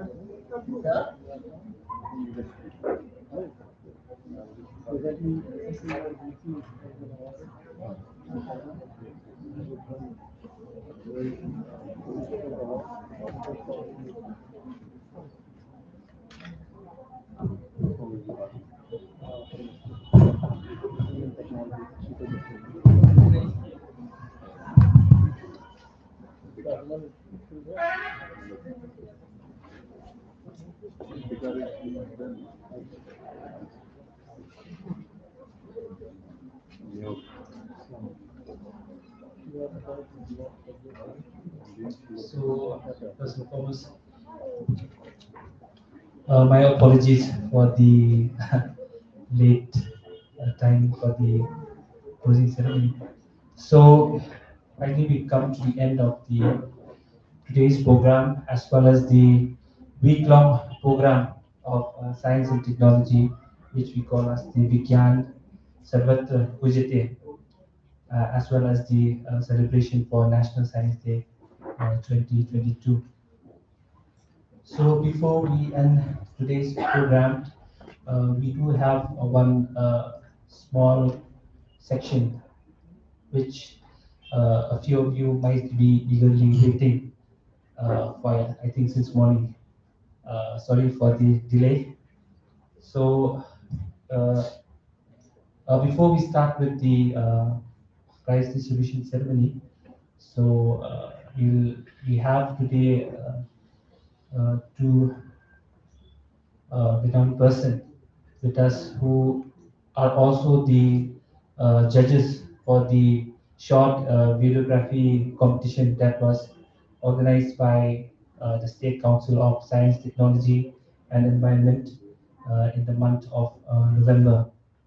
Uh, so here we have Dr. Asim Sinha, who is the Associate Professor from the Department of Basic Science and Social Sciences, Northeastern Hill University, and Dr. Pinchgan Marwin, who is the Research Officer at the Tribal Research Institute. So I kindly request Pasim to kindly felicitate Dr. Sinha.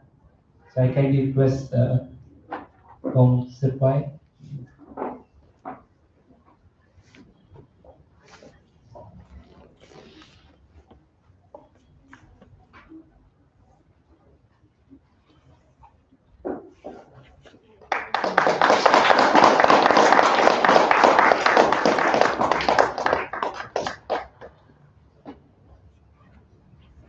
So, and I kindly request Dr. Pinchgan to please request Pasim to kindly felicitate.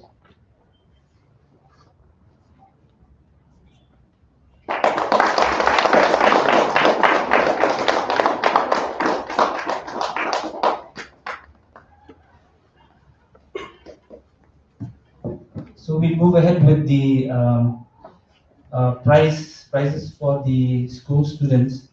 Actually, during this week-long celebration, we did have many competition with regard to innovative ideas and extempo speech and quiz. And I think for quiz, since it was an open quiz competition, so prizes were distributed on that day itself. So now we have the prizes for the innovative idea and the extempo speech. So for the innovative idea winners, we have, I think I'll go from the third. So third prize goes to Anurag Kumar Sharma from Shillong, third. So I kindly request Sir Spine to kindly distribute the prizes.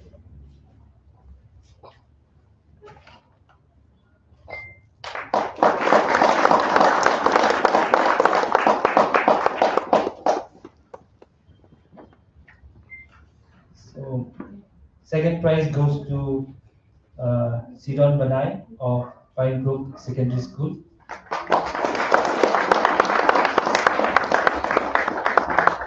Sidon Banai. I think he or she is not there. So we go to the first prize. First prize goes to Snobhalang Jaran of St. Thomas Higher Secondary School.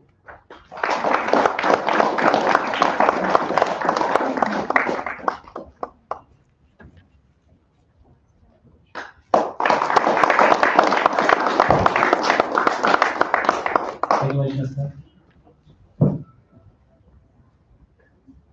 So now we come to the example speech prizes, and I kindly request we have in our midst Dr. H.H. Morgan, who is one of the renowned, what to say, he's a very famous writer because I used to read a lot of his articles, which is very thought-provoking. I kindly request Dr. Morgan to give the prizes for the example speech. So third prize goes to Mr. Sonu Kumar of RB Anupchand Hindi High Secondary School. So I think Mr. Sonu Kumar is not there. So second prize goes to Arahan Bla of St. Edmunds.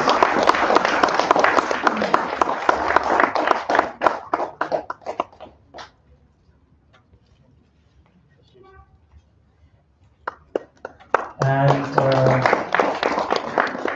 first prize goes to Pratyush Kumar of BK Bajoria.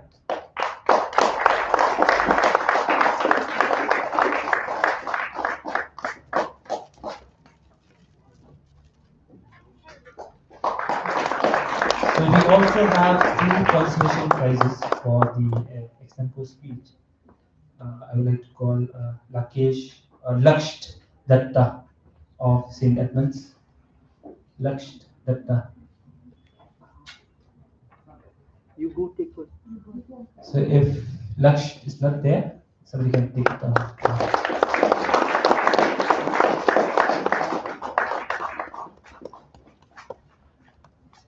And the second consolation goes to Samaria Marak of Pinebrook. Samaria Marak. I think anybody from the school? Sumer. Okay, thank you, Minister. So we've come to the main prize distribution ceremony for the short video graphic competition. So the State Council of Science, Technology and Environment organized one short video graphic competition on the theme Indigenous Technologies of Meghalaya. So this was carried out in conjunction with the Department of Science and Technology initiative from New Delhi, whereby we are celebrating the 75 years of India independence through Azadi Ka Amrit Mahotsav, and the Seed Department of DST have taken the initiative of organizing what we call the Vigyan Utsav, and it was in the month of December that the theme for the celebration was indigenous technology. Initially, we thought of declaring the result during the online webinar that was held in the month of December, but due to some unavoidable circumstances, we had to postpone it. But nevertheless, so we have here the list of winners. So first, I would like to call Dr. Asim to kindly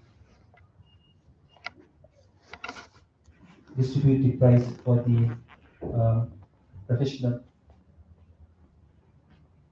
So we'll come from, I'll start with the third prize. So the third prize goes to Mr. Nixon K. Samma. And the title of the video is June Cultivation.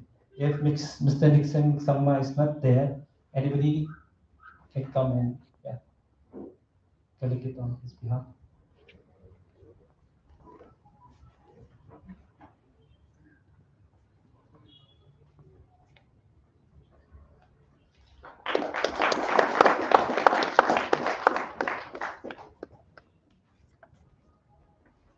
So second prize goes to Mr. Sonu K. Sangma,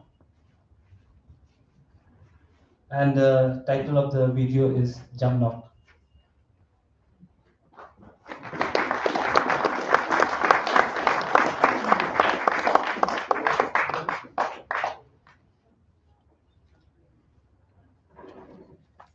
And finally, first prize in the professional category goes to Dr. H.H. Momin and his team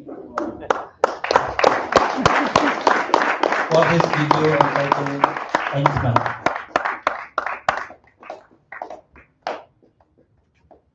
So in the professional category, we have only 3 participants.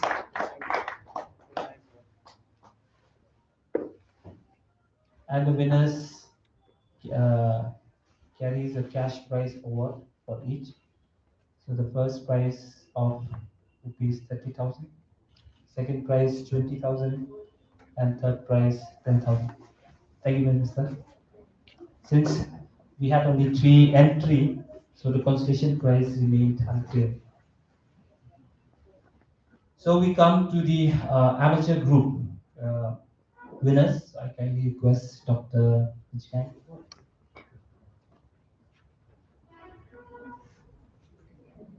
So we'll start with the consolation prize winners. So the first consolation prize goes to Mr. Rathawar Langlindo.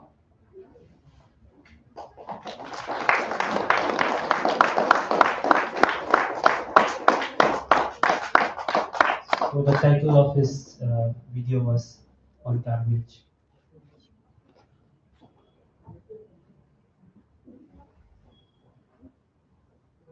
So the second consolation prize goes to Utbor Dingdo and team for his video entitled Fly Killer.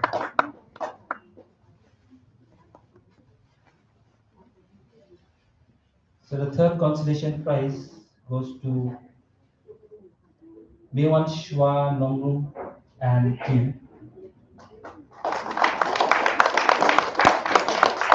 for the video entitled Jinking Jri. So Jinking Jri is basically the living root bridge.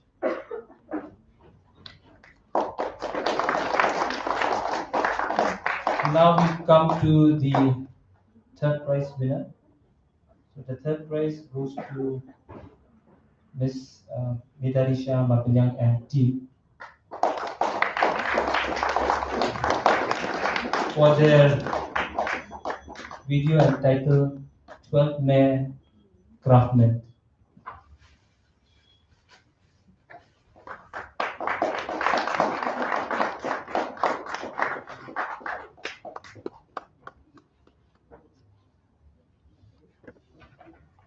The second prize goes to Mr. Mantelang CM and team for their video entitled Minute Story.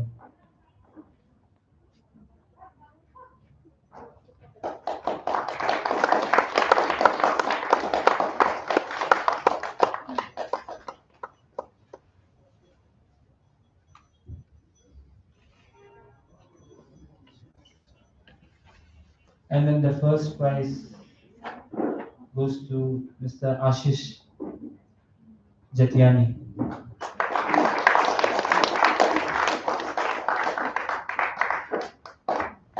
So for his video entitled Living Root.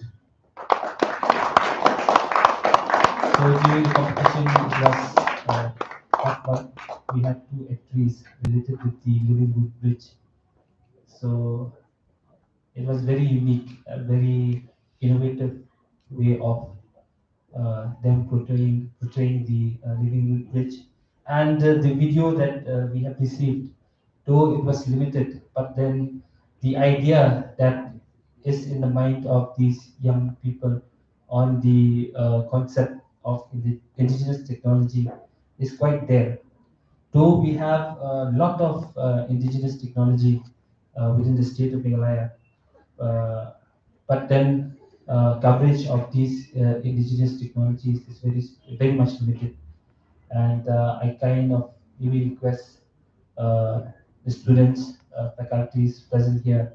So if you are from your village, or even if you are from the urban areas, now with a mobile phone in your hand, you can document anything, right from whether it's flora or fauna.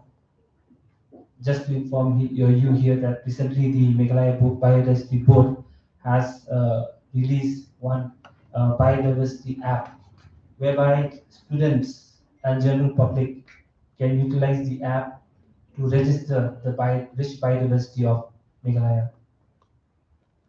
And even the indigenous technologies that are present at the village level, you can just simply pick up your phone and start documenting. These are something that we need to keep and preserve. And if the initiative is taken by students like you, it will promote the level of technologies within the state of Meghalaya and uplift it to improvement. So, with no further ado, I request if any of the judges would like to give a short speech today, maybe a word of encouragement to the students. Dr. Asif, would you like to give a short? I can bring the mic to you.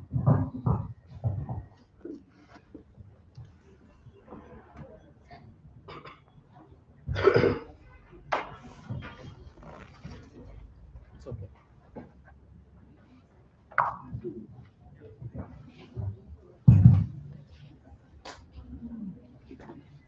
First of all, good evening to all the dear children who are participants as well as competitors, because they are always in the learning stage.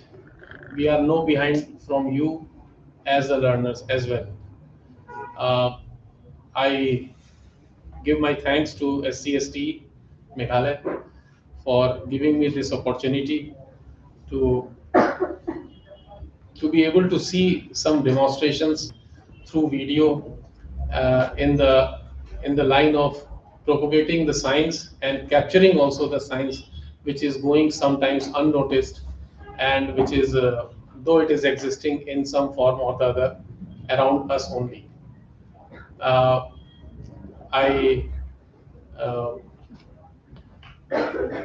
give my regards to all the dignitaries sitting on the front bench, and they have been doing a great job, as I learned from Dr. Khongsti, Mr. Morman.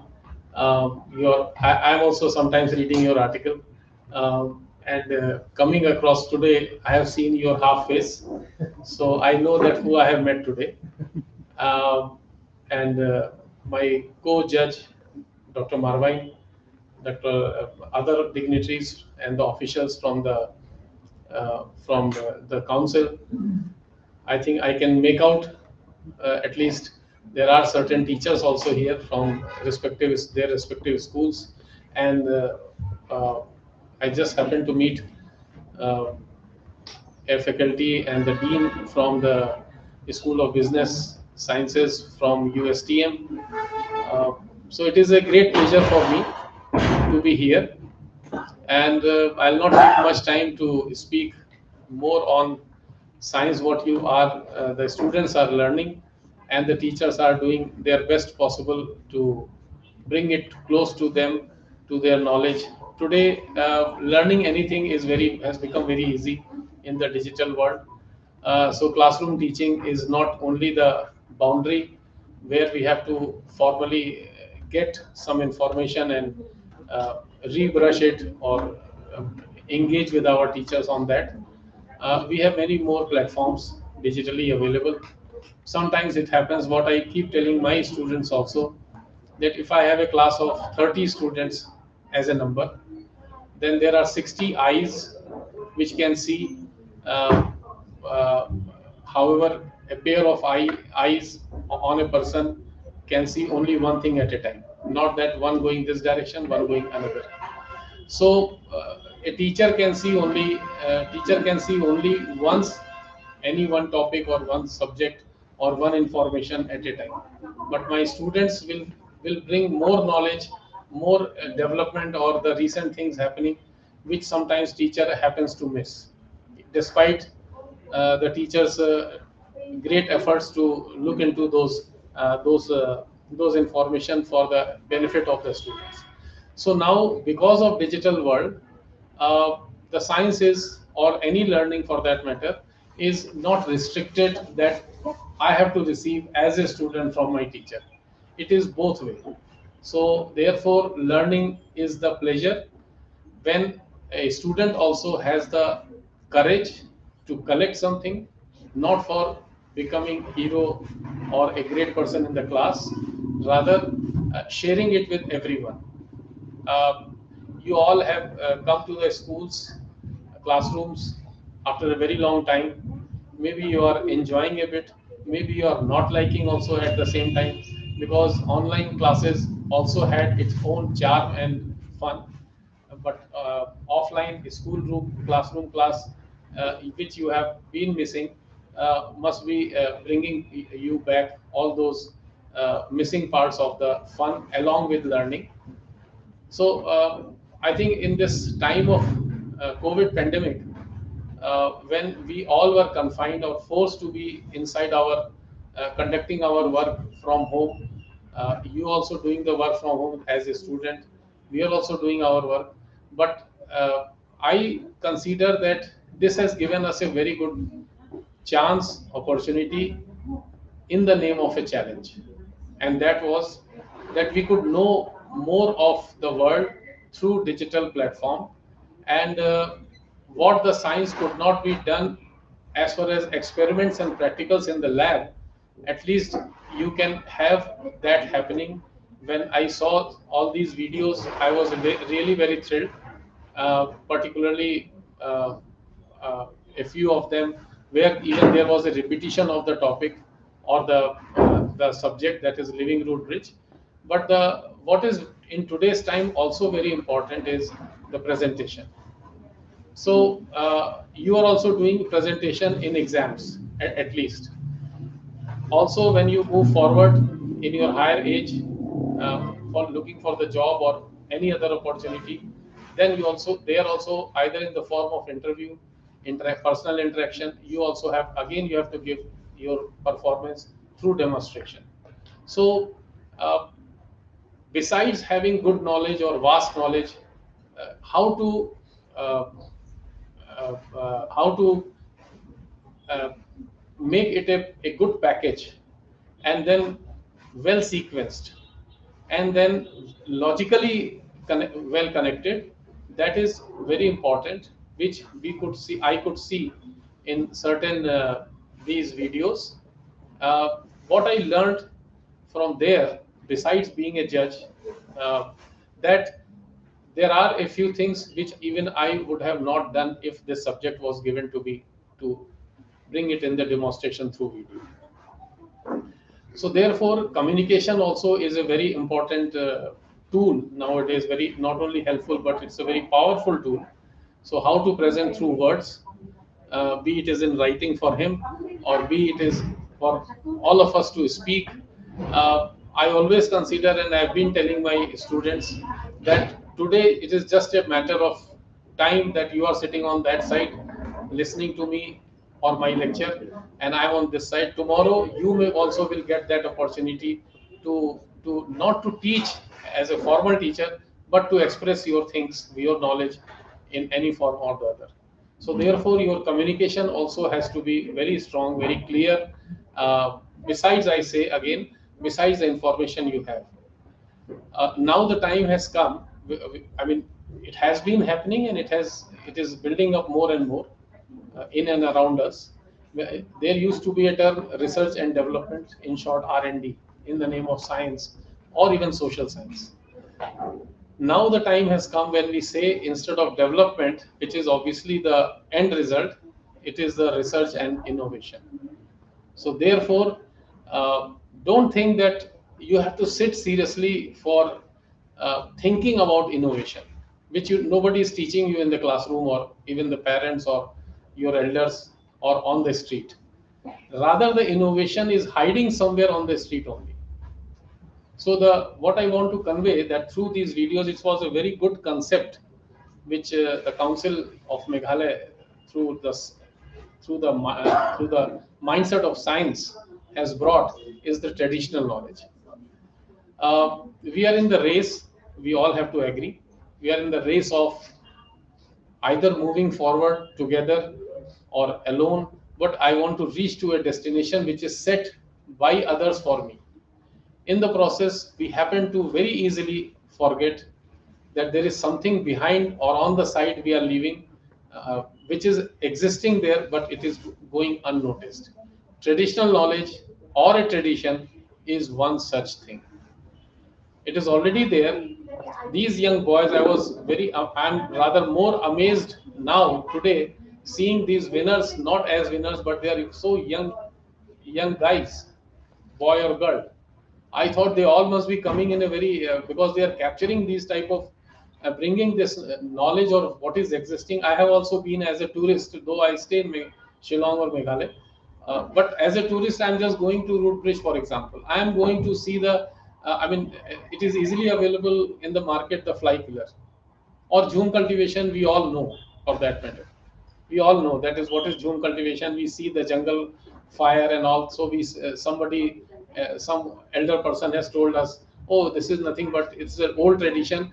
These people first try to cut as much as the jungle or the unwanted things in the jungle, and then they burn whatever they cannot cut or remove.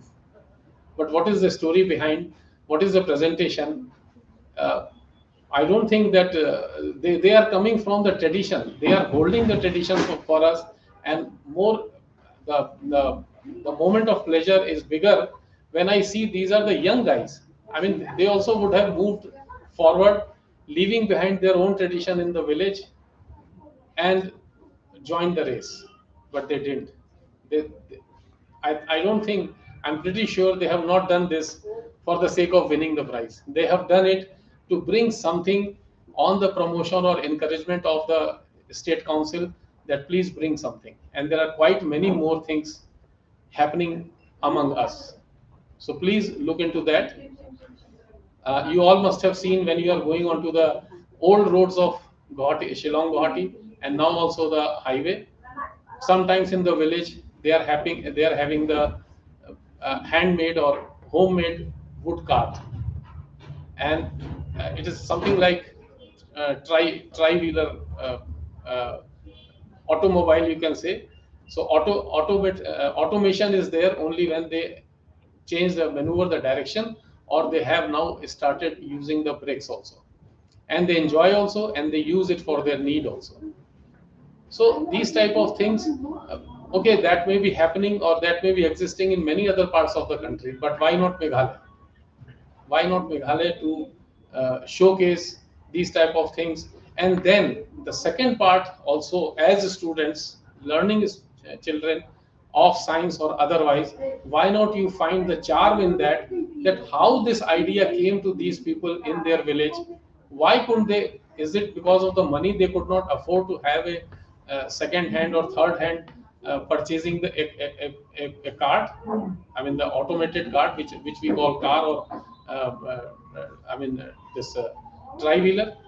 No, it is they thought that we can do something from the means which is available to us, and that is what is innovation.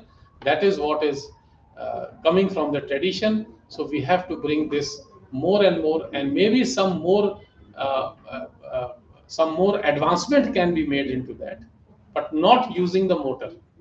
The moment we bring motor into that, then again we are going near closer to the same race, and then we are saying that initially it was this, and now we have converted into the motorized vehicle. So the fun is very easy. The houses what have been showcased in certain videos. I mean, the not only the story, but the need and the how they are able to make it. So therefore, I say the video is available plenty. I told Dr. Khonksti that why not you please convert all these, club them now instead of calling them first winner or second position holder. Just club them together and convert them into a YouTube, material, and let it be in the name of their name should be reflected, and this also can be a property for the traditional knowledge of Meghalaya. So with that, I look forward our young children that don't be scared of the word innovation. It is not a heavy thing. Any problem you are facing today, any problem has been existing since long, and even your parents or elder brother or sister or the people in your vicinity in the locality have also been facing. Everybody one day is talking about that, second day forgetting and saying, oh, government is not doing anything, oh, my locality people are not doing anything. It means problem exists, it means problem persists, it means problem is creating more problem. So who will bring out the solution? So there has to be a solution. Believe in one statement: for every problem, there is a solution. Only thing, we can become the medium for that solution. All right. What Dr. Raman has done in his time in 1921, when he was recognized for his work. So he also did not do the work for getting the Nobel Prize. He was doing because he felt that it is something really needed. Otherwise, because of this not solved, the progress of the physics in the area of spectroscopy, as if I can use this technical term here, science term. So it is getting it is not moving forward. Something is blocking here. So this has to be resolved. So similarly, there may be some problem, and later on he was recognized for his work and he was awarded with this prize. But he was not doing, any Nobel laureate is not doing the work for getting the prize. They are not in that race. They are doing for the curiosity either, or the understanding that this needs to be solved. So please have that open mind. Don't take any work of yours as a heavy work and go ahead. But anything you face, please hold for a minute and try to understand it, and then only see if you can contribute a little bit to that. If not, I saw some teams are joining today for the prizes. It means it was a collective work. So sit together, call the like-minded people. If you don't find anybody around among your friend circle as a like-minded, make the mind of the same liking, bring them to the same platform of understanding, and then only this is called synergizing. So your energy, others energy, your mind approach, others mind approach, somewhere will coincide, converge, and then there will be certainly, I can assure you, there will be certainly some result, and you will be the most happy person, not for the award then, but only for the achievement. So award may be simply a token of achievement given by the society, that you have done for us. These awards, these our young people have got today, they have done for us actually. They have not done for themselves or even for this prize. They must have been told, if anybody is invited here to share that what was told and what they did and what they thought. This thought process itself is very important. The one who is doing on root bridge must have not thought of root bridge. The one who is doing on the millet story, it looks very simple video. Only one lady is speaking, if you have come across those videos. But the whole story, that why millet is to be used, the main staple food, because rice in those days by their elders, grandparents and all, it was not easy to cultivate. So man has to survive. If man has to survive, if we have to survive, we have to survive in every given condition instead of cursing God or blaming our fate. Rather, we have to survive. Therefore, sustainable future. That's why I was just going through this. So firstly, we have to be happy for a future, and then we only have to contribute for its sustenance. So every term, whether in this language or that language, is very useful, meaningful. So we only have to convert its meaning into reality. So with these few words, I think I have spoken a lot. Thank you very much. Thank you very much, Dr. C. And if Dr. Richard would like to.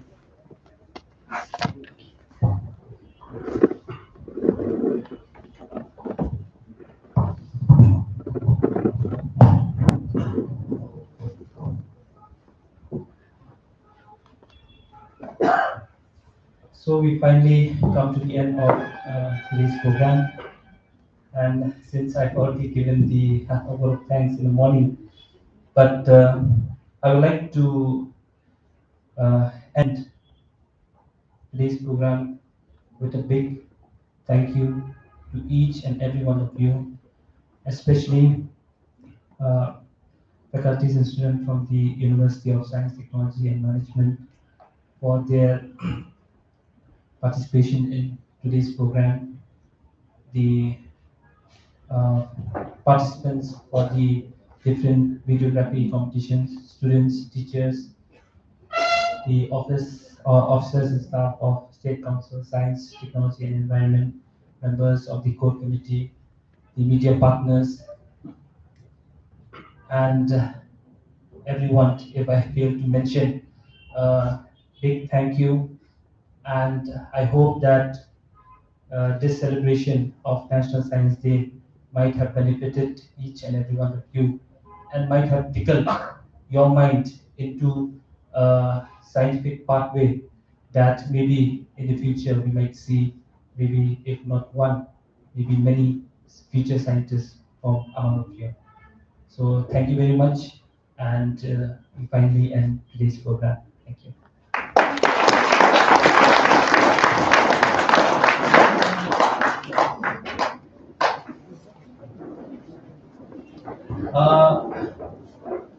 The guests can sit, we have light refreshment, and students can have refreshments outside, and